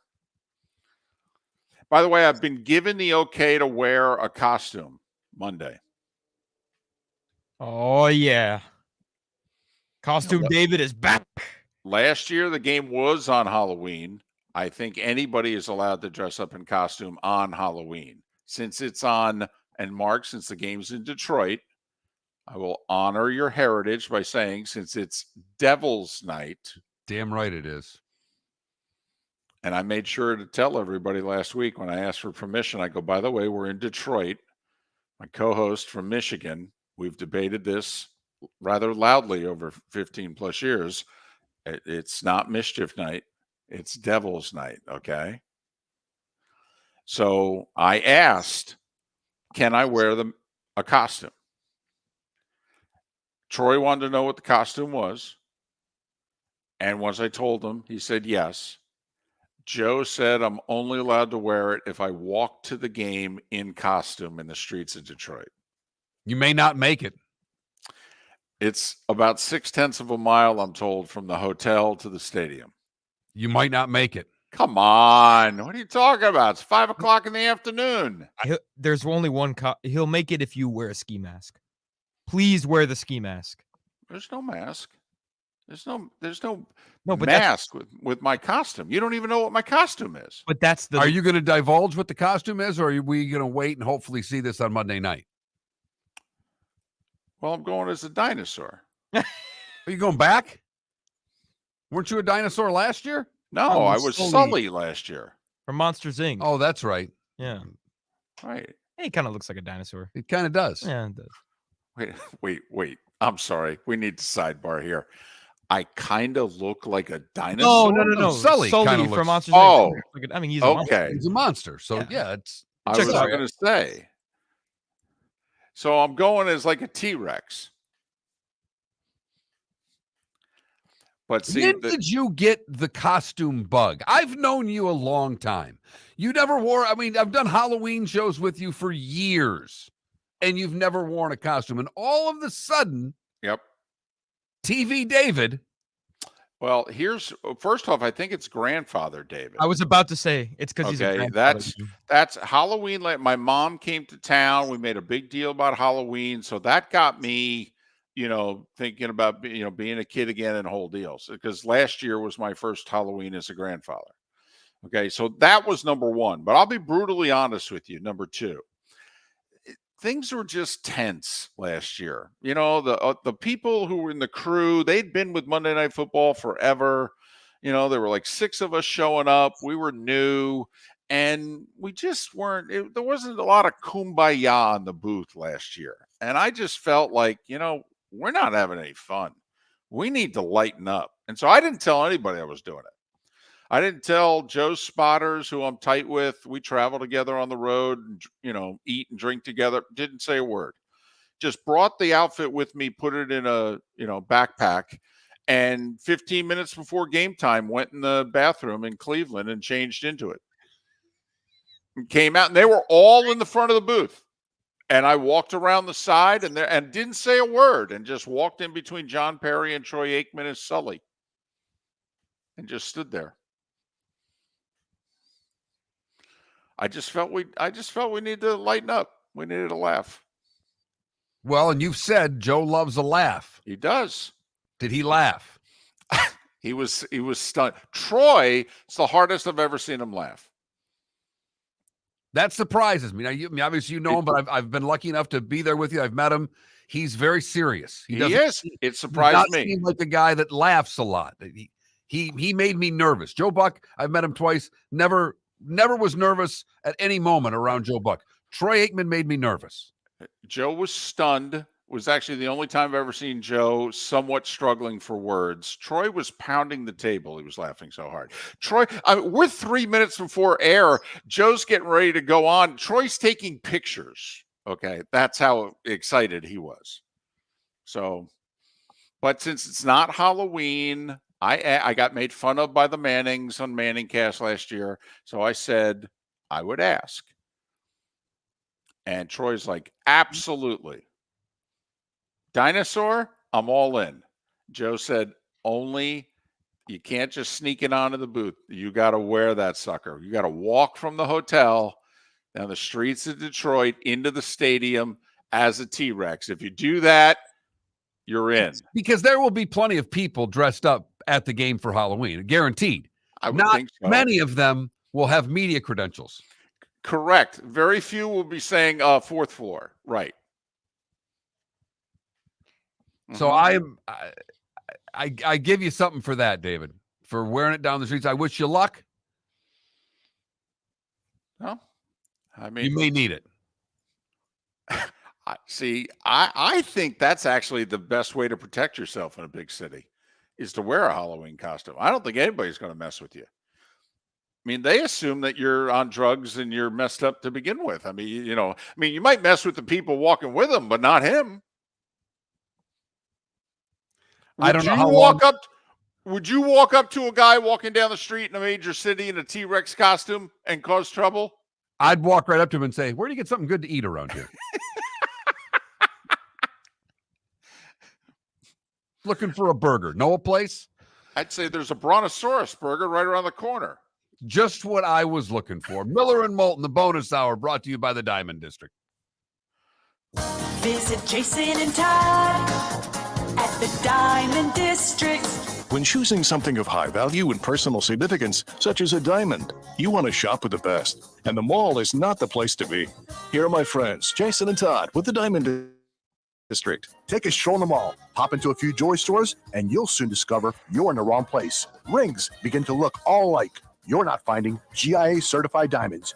You quickly realize you know more than a salesperson helping you, and all the same financing gets pushed on you. Visit Jason and me, and you'll find America's top bridal designers dealing exclusively with the Diamond District. You'll find the largest selection of GIA certified diamonds, all priced 8 to 10% over cost. You'll find educated sales consultants who have many years' experience and are not paid commissions. And you'll find Todd and me in the store nearly every day, wanting to shake your hand and welcome you to our Diamond District family. Visit Jason and Todd at the Diamond District. Hello, friends and family of Southwest Florida. Are you looking to tap into the electric vehicle market? Well, look no further because we here at Southwest Florida Golf Carts have just what you need. E-bikes, golf carts, LSVs, scooters, and more. Come down and talk with one of our experienced sales reps, have a soda and a smile, and you could be cruising the streets in your new EV today. Stop by the store or visit our website at flgolfcarts.com and enter for a chance to win $100 off your next purchase by answering John's monthly sports question. The law firm of Michael F. Hornung has successfully represented the citizens of Southwest Florida for over 30 years. As a former prosecutor, the information I know is information you need to know. If you've been arrested for a DUI, a criminal matter, or involved in an auto accident, call the law firm of Michael F. Hornung. I'm a local attorney with local knowledge to assist you through the process. For a free consultation, call 239-437-0095. That's 239-437-0095. Offices in You are listening to Miller and Moulton on the Florida Sports Network.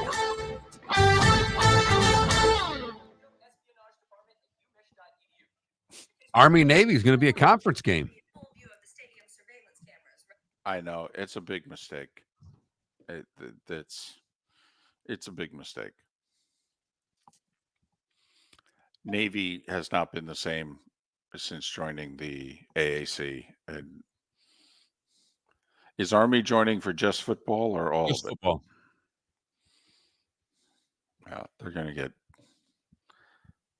Listed on his public-facing LinkedIn page and keep wearing the official department t-shirts. Okay, we've built a brand here, people, and I expect you to respect it. How do we get reimbursed for the expenses of this trip? Same way we always do. I'll send you a public Venmo transaction from my personal account to your personal account with the description reimbursement for trip to Still Signals followed by the football and Little Spy Detective emoji. So what game are you going to? You both know I'm on the sideline for every Michigan game, standing next to the coordinator, depending on who has the ball, holding this giant laminated sheet featuring the stolen signals on it in full view of the national TV broadcast and sideline cameras. Got it. Any other questions? Nope. Let's do this. Okay, off you go. So, did you see this Andy Staples tweet from yesterday? Question? No. Andy Staples, what's weirder than the news tonight that now suspended Michigan staffer accused sign stealing operation, bought tickets, blah, blah, blah. And Val's Quest on 3 poster dropped this dime of all this in December. One of my little brother's friends is a scout for them. He's paid to travel to the UT. Just basically, this guy called out exactly what happens at Michigan. He says he and others are never allowed to talk to Harbaugh directly about it. And literally, this is from December 1st, 2022. Next post from January 17th, 2023. No clue if it's related, but I posted on here a couple of months ago about a mutual friend of mine that was working for Michigan, going to other schools' games, stealing plays. They'd pay his flights, lodging, food, and seats right behind the team's bench for him to get video notes, etc. Michigan is pulling out all the stops, it seems. Wow. Can check my history to confirm if you want. Guy had tickets to our game at Vandy, as they already paid for his stuff, thinking they'd see us in the playoffs before we lost to South Carolina.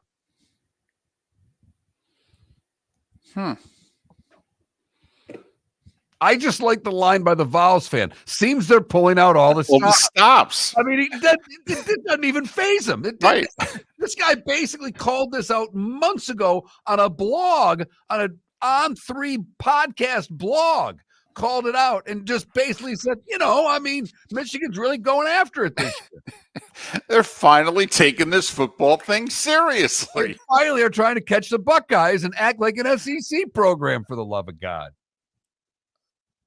I mean, they're at least trying to catch up to South Carolina. I mean, come on.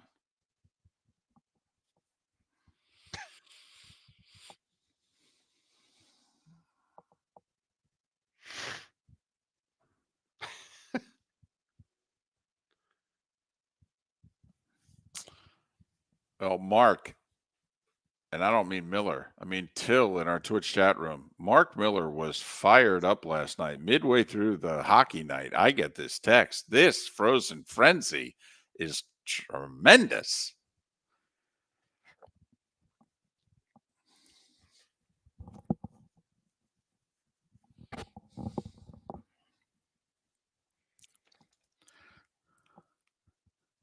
Now, would it work if you had less games? Yeah. Okay, well, how many less can you go? Not many. Because they had 16. Can you go down to 12?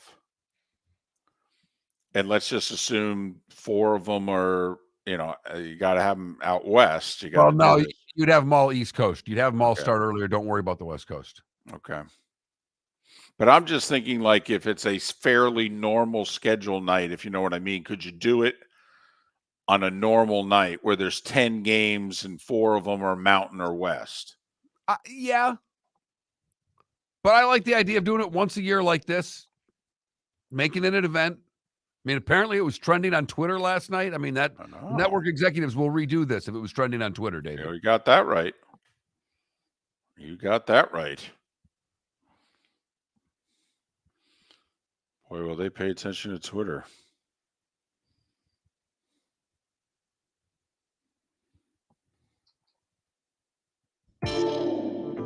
Welcome to the bonus hour, brought to you by Jason and Todd at the Diamond District. And now, here's Mark Miller and David Moulton. 21 minutes past the hour on this Hump Day edition. It's the Diamond District bonus hour. Thanks for being with us. Miller and Moulton, Florida Sports Network. FloridaSportsNetwork.com. Good, bad, and ugly. What's on tap? Today was the day when. All that good stuff coming up in a little less than 20 minutes. Our poll questions based around the World Series. How little of it or much of it are you going to watch? 4 potential answers, from all of it to none of it and a couple in between. And for the most part, you're watching a little of it. And I think that's how a lot of us are going into it. Get it 2-2. Then maybe there'll be a little bit more. Well, and Game 5 would be on a Wednesday night. I'm curious, do you think there's any rooting interest at all? So like at 2-1, or does it have to be like you say? No, get it 2-2 and then, Rooting interest for whom? I know. That's why I was asking. I didn't know if, the casual sports fan will say, ooh, Texas has never won. If they're up 2-1, I'll start watching, rooting for the Rangers or, Well, I've always thought about rooming for the Diamondbacks, but I'll start today. Right. I don't know. I know. I mean, is there, the Rangers have a couple of players who are, all-star-ish.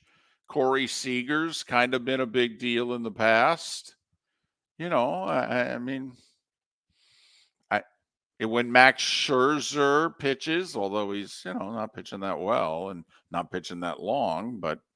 And now he's got a cut on his thumb. Yeah, I'd blister. I don't know, something. He said it's actually worse than what kept me out the last 6-7 weeks. But that's fine. But my thumb, which, Mark, I don't know about you, but if you're right-handed and you're a pitcher and you got something wrong with your right thumb, that would seem to be problematic. It would. Just saying. So anyway, that's our poll question. That Mark Miller, the David Moulton, Florida Sports Network, and FloridaSportsNetwork.com. You mentioned something during the break, and this, there's quite a few military folks who listen, especially in Southwest Florida. It's a big military area, retirees. Navy has played football in the AAC for a while now. By the way, Mark, how are they doing? Not very well. Right. And before they joined the AAC, how are they doing? Pretty well. Okay. So Army's been doing a lot better in football these last few years. So, Mark, what's Army going to do? They're joining a conference. They're joining the AAC football owning beginning next year. Now, I know why you do it. It's much easier to schedule when you're in a conference. It's true. And Navy and Army can both raise their hand and get any game they want. I mean, schools are honored to play them. First off, they think they're going to win, but they're honored to play them. Okay, there are 3 teams you can put on your schedule in which your fan base goes, "Oh, that'll be neat," or "Oh, okay," and that's Army, Navy, and Air Force, for the obvious reason. Like LSU just beat Army, 55-0? I think it might have been a little more than that, but okay. But the LSU fan was like, Army, okay. I mean, as opposed to if you had put Middle Tennessee State. No, if you're going to schedule a game like that, schedule Army. Right. I'd rather see Army. But yeah, this is not good for Army football. Okay, let me just ask a really simple question. Air Force has had no problem playing in a conference. I know. Forever. I know. They've been a thorn in the side. They've not the best team, but they're a bowl eligible team more than they're not. Well, and they're undefeated this year. I know. Yep. So why is it that they have no problem playing in a conference and Army and Navy do? Is the AAC tougher than the Mountain West? I'm just asking. Don't know. I think it has been until this year. I think it has been. I mean, look at all the teams that have left the AAC. Going forward, I don't know if it is. I don't think so, actually. Especially since who knows? That's where Washington State and Oregon State may end up. But that's a good point. Air Force has managed to keep on keeping on. They've gone down a little bit. But, obviously now this year, hey, I mean, right now, if we had a 12-team playoff, Air Force would be in it. They would be the 6th best conference champion. They would get the 12 seed in the 12-team playoff if that playoff were taking place this year. Yeah, that would be your 5-12 game. All I know is that a handful of years ago, people were wanting to hire Ken Niumatalolo. Now he's unemployed. They were wanting to hire him right before they joined the AAC. Now he's unemployed after joining the AAC. So if I'm Jeff Monken, I don't know. This might concern me. The other fun little thing that we were talking about during the break is Andy Staples put out a post on X last night. And it said, what's weirder than the news tonight that the now suspended Michigan staff were accused of a sign stealing operation bought tickets to Alabama, Clemson, Georgia, and Tennessee games in 2022. He says, a poster on VolQuest On 3 dropped dime on all of this in December. And you go down and you look, and somebody on their blog, on the VolQuest blog, has a post from December 1st of 2022, basically saying that one of his brother's friends is a scout for Michigan. They pay him to travel to the UT Vandy game. Had planned it before the loss, obviously, to try to steal our signs. He's from Nashville originally, so he just went there after the loss since it was Thanksgiving. He says he and others are never allowed to talk to Harbaugh directly about it. That was on December 1st. Then he made another post in January of 2023. Basically, he says, no clue if related, but I posted on here a couple months ago about a mutual friend that was working for Michigan, going to other schools' games, stealing plays. They pay for flights, lodging, food, etc. Then he says, Michigan is pulling out all the stops, it seems. This Tennessee, the SEC fan looks at this and says, look it, Michigan's finally catching up with the rest of us. I don't think there's anything. They're going to have more of a problem with this in places. Columbus probably doesn't have the same problem with this as they are around the rest of the Big Ten, where they're going to call Michigan blatant cheaters. The SEC's looking at this going, hey, wait, welcome to the party, boys. It's about time you guys are finally taking football seriously. You want to win a natty or not? By the way, it looks like you didn't have TCU on that scouting mission now, did you? Dummies.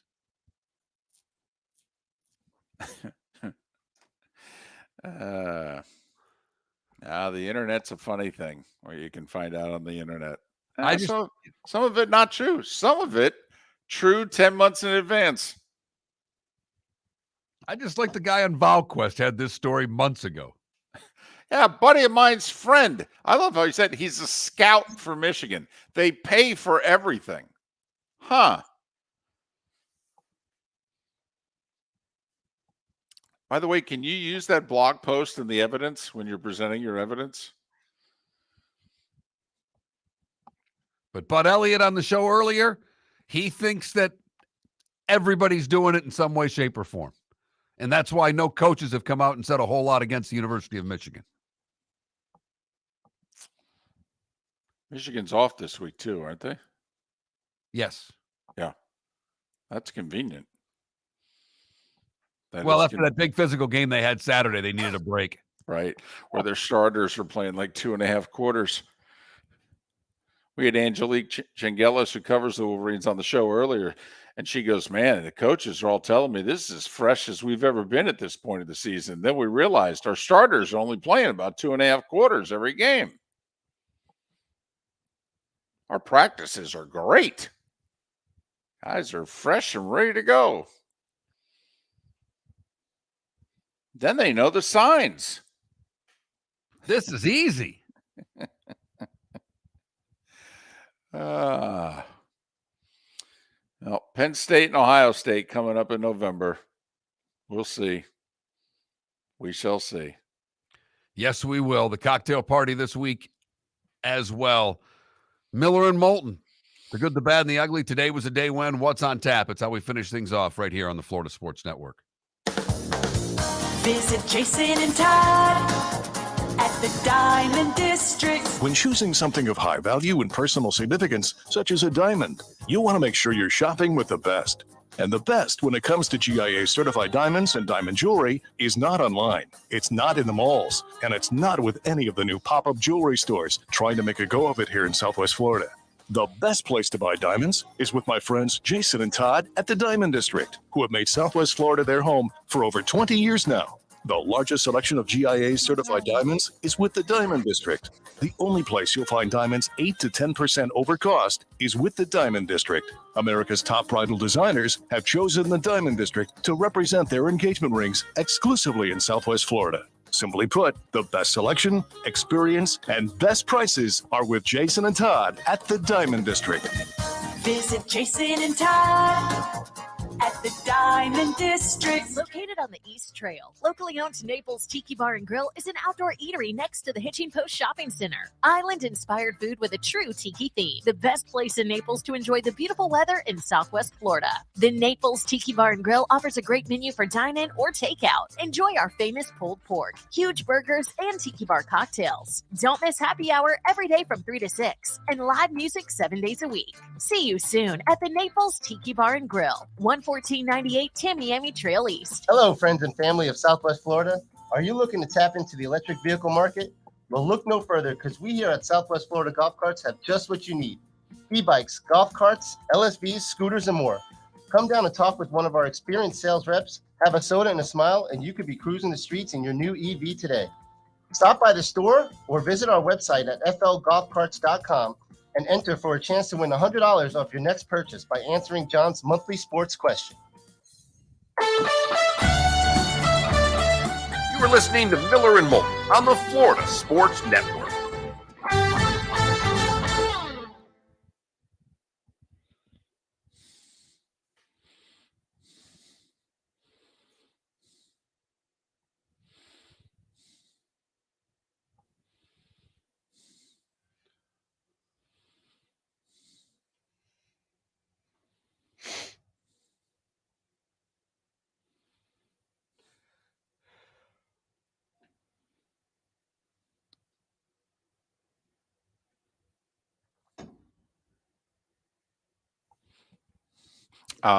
Now, Coach Grizzle, Chad, while I talked up Penn State, I did not bet them.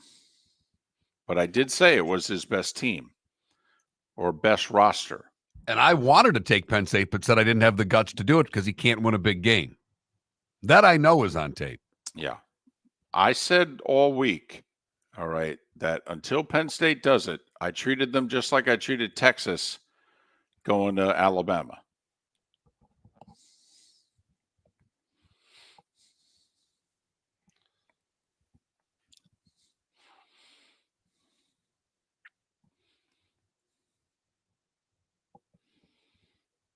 And somebody asked earlier about Deion. I have always felt Deion was going to be 2 and done at Colorado.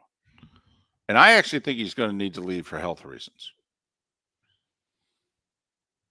He's got circulatory issues. I don't think the altitude's going to be good for him. Okay, so he's even joked about dealing with the cold. Okay. I saw an interview with him a couple of weeks ago in which he said, I'm a Southern boy. He goes, I ain't never been in this kind of weather. He goes, I never thought I would be in this kind of weather. So. Well, how old's his youngest? Well, I think the quarterbacks got this year, next year, and I think the youngest came in as a freshman, right? So he could transfer wherever dad goes. Right. Now, I know he just got a 5-star quarterback commit for 2025 to commit there, but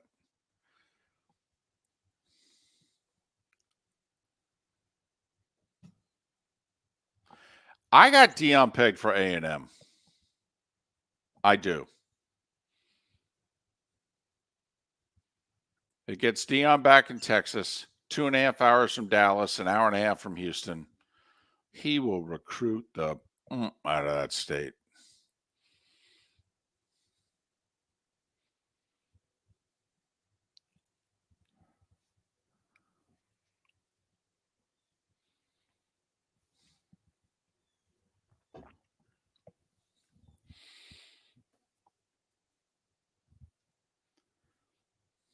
SMU would be great. Yes, it would. It would be spectacular. What conference are they in again? They're about to be in the Big 12. Yeah, see, that's the ACC, rather. Right. Which is why I think Deion, it's like, I don't think Deion will leave Colorado for another Big 12 school. Okay. I don't. But if the ACC can hold on and they're getting a bid every year. And he gets to play against Florida State, in theory. Deion loved that.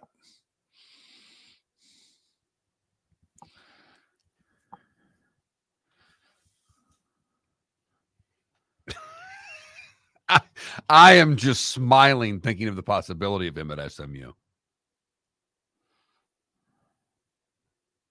Coach Grizzle, can we just be blunt and get to the chase? You really think Alabama's going to hire a black man? Yes, and I know what year it is. Okay. And what he said. Okay. The answer is no. Not immediate. Now, Nick wants it, but I don't think it'll happen.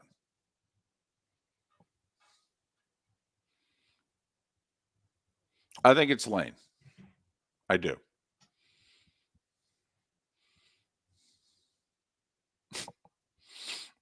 Coach Grizzle, you just did.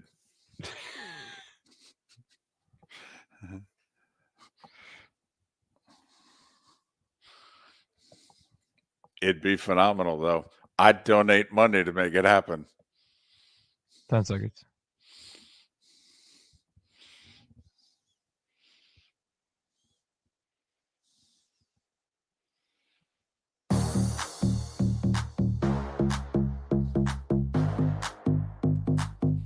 Welcome to the bonus hour, brought to you by Jason and Todd at the Diamond District. And now, here's Mark Miller and David Moulton. Final segment of Miller and Moulton on this hump day. It's the Diamond District bonus hour edition of Miller and Moulton. Felipe's third to last show. He's done at the end of the week. He started 2 years ago tomorrow. And he will call it quits on Friday. I had the under. Oh, I definitely had the under. What was the line? Oh, 6 weeks? No. I'm impressed you made it as long as you did.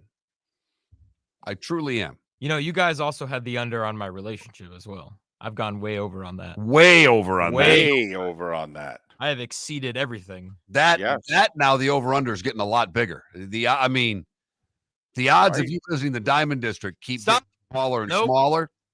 Anyways, and the odds of that relationship lasting longer and longer keep increasing. So you're doing well on all accounts, Felipe. I mean, the parents even like him. The mom. That's another part that it just mystifies us. I mean, we understand your parents, but her parents. I'll say it again. Her mom has listened to the show. Well, her mom needs to get out more. I know, honestly. And Mom, if you're listening right now, hit the button, click us off, get on with your life already. Come on. It's time for someone to take back this segment, if for no other reason than to stop David from talking about Meghan and Harry. Here's Mark Miller with Today Was the Day When. 1780. John Hancock elected the first governor of Massachusetts with over 90% of the vote. Wow. Right.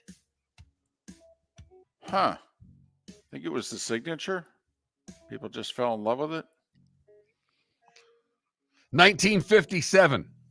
Crime boss Albert Anastasia is gunned down in a barber's chair in New York City.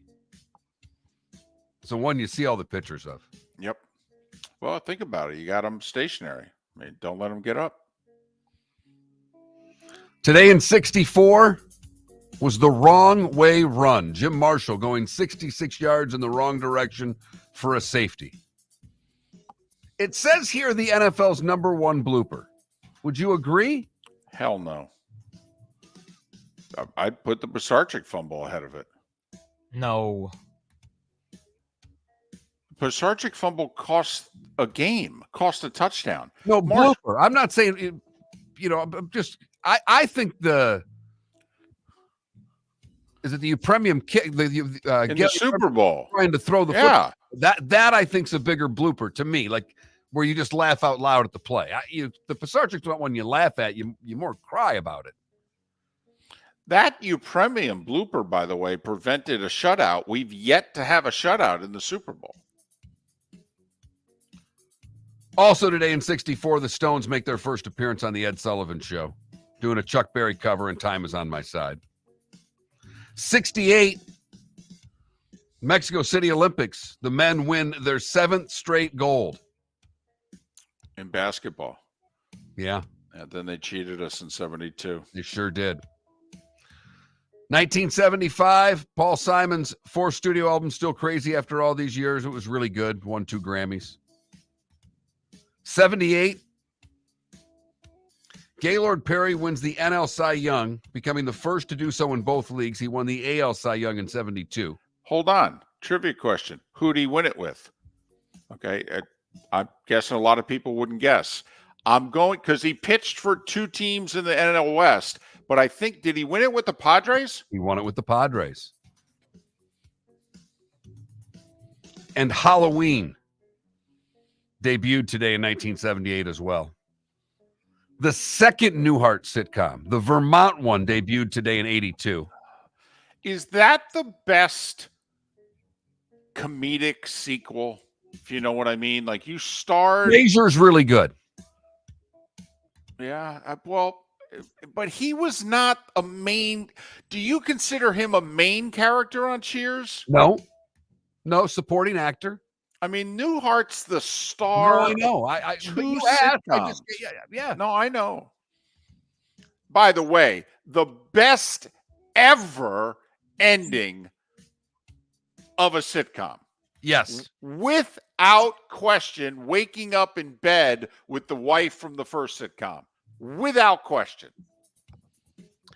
David, I'm going to read this as it's written from the website that I take it on. Today in 1986, trailing 5-3 with 2 out and no one on in the bottom of the 10th, New York rallies to win Game 6 of the World Series 6-5.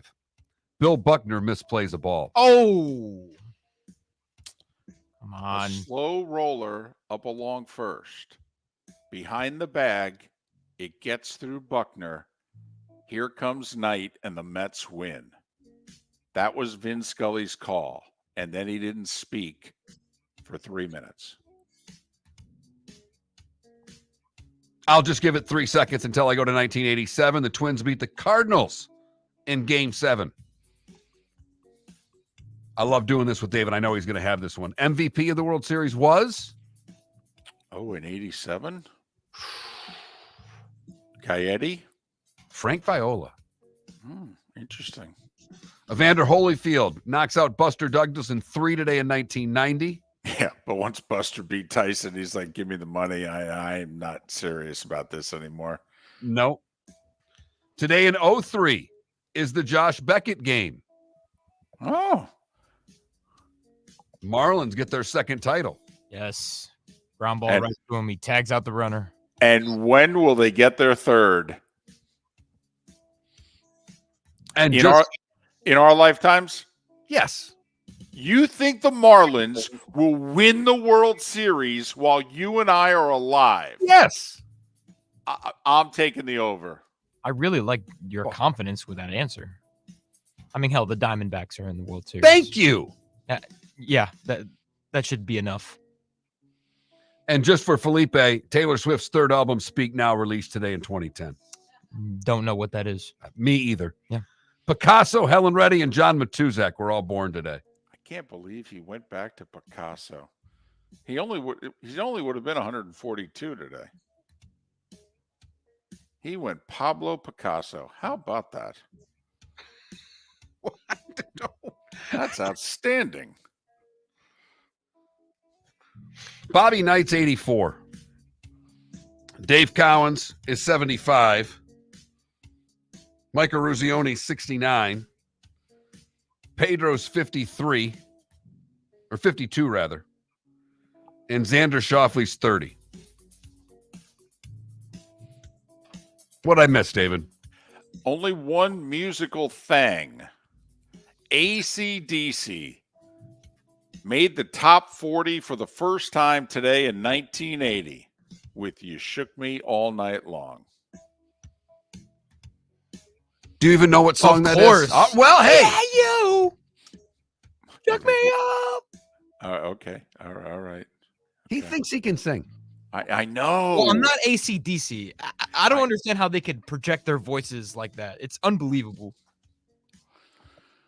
That's something we need to find out from the girlfriend and or the girlfriend's family. Listen, we know you. I know you like him. He's charming. You adore him, cute, all deal, right. Be honest with us, though. I mean, can he sing? Okay. Ask your girlfriend tonight. Do I have a good voice? Do I have a good singing voice? Yeah, you guys are at the point in the relationship where, I mean, you can't answer truthfully whether or not she looks good in this outfit. You guys are 25 years away from that answer being correct. But she's at the point where she could look at you and go, no, honey, you suck. You really think she's going to say yes? She can say whatever she wants. She's going to say no. Okay. So you already know this. Of course. Okay. Well, It's good. funny. On Miller and Moulton, you profess this confidence and like you guys don't understand my hidden genius. Okay. You've heard folks elsewhere mock Florida is gonna Florida. Well, Mark Miller sees it differently. He calls it the good, the bad, and the ugly. What you got, Mark? So we go to Massachusetts for the good, where Khalil Sousa of Medford, Massachusetts, said he purchased a $15 million moneymaker scratch-off ticket, but he lost the ticket and forgot all about it. Never even checked to see if it was a winner. His house cleaner found the ticket in a vase months later and gave it to him. It was worth $1 million. He says he plans to use the winnings to help a friend and give to charity. That's all well and good, but what are you giving the cleaner? No, I'm serious here. How do you win $1 million on a scratcher that you lost, that your cleaning lady gave back to you? And it's $1 million. $100,000, right? Or whatever the buyout is, if it's 10% of whatever the buyout is. Right. Okay. So if you got $500,000, you give her him or her 50. Yeah. Okay. Absolutely. For the bad, we come back to Florida, where in Stewart, a 23-year-old flight student is accused of sabotaging 10 aircraft after he was denied a solo flight. The student became angry after school instructors would not allow him to take a solo flight. Videos showed him going from plane to plane, causing damage to each aircraft. Items such as the plane's throttle were damaged. Fortunately, he was caught. That's a temper tantrum. Yeah, really. And then there's the ugly. We go to Palm Coast, where Sean Madden was arguing with someone in a local neighborhood. So much so that police were called as he was acting belligerent and arguing with a woman in the roadway. When police arrived, they found him shirtless, acting aggressively. When asked how much he had to drink, he responded with, let's go, I'm swinging on everybody. He was finally subdued, but not before dropping trow. When asked if he had a weapon, he pulled his pants down and said, I ain't brandishing blank. Where's my weapon? Obviously, he has more problems than just that. And that is the good, the bad, and the ugly. Today, October the 25th, 2023. By the way, he didn't have a shirt on either. I had that story on my show yesterday. He was butt blank naked. Oh, yeah. You had the story on your show?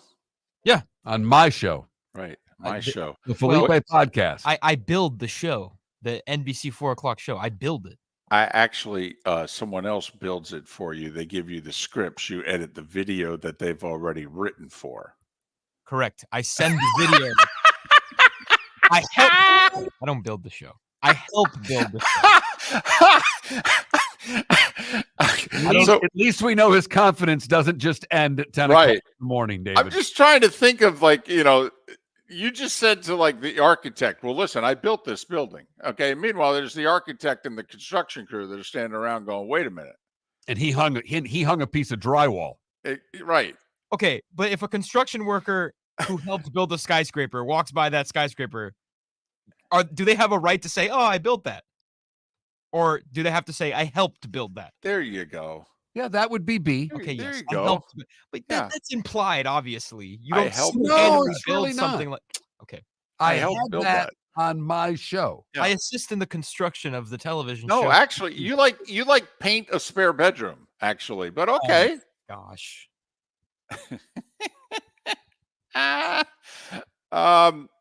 Listen, no baseball till Friday, okay? I know that's going to upset so many of you.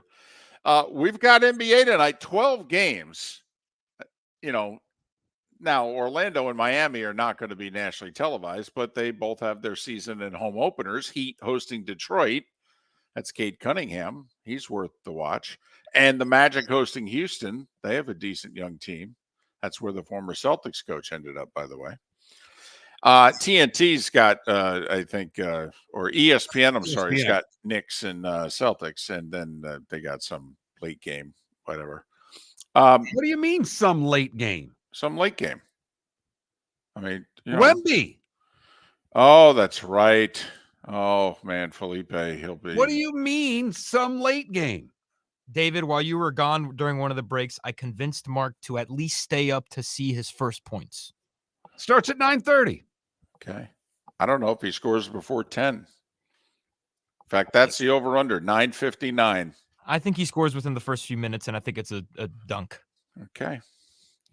So that's the NBA tonight. One NHL game on TNT, Caps at Devils.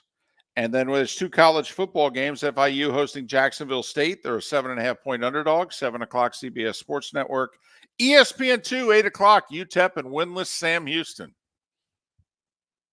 There you have it. That's what's going on tonight in and around the world of sports. Well, we'll report back on everything that we took an eye on and keep getting ready for Florida, Georgia tomorrow. Miller and Moulton, thanks so much for listening right here on the Florida Sports Network. Ladies and gentlemen, once again,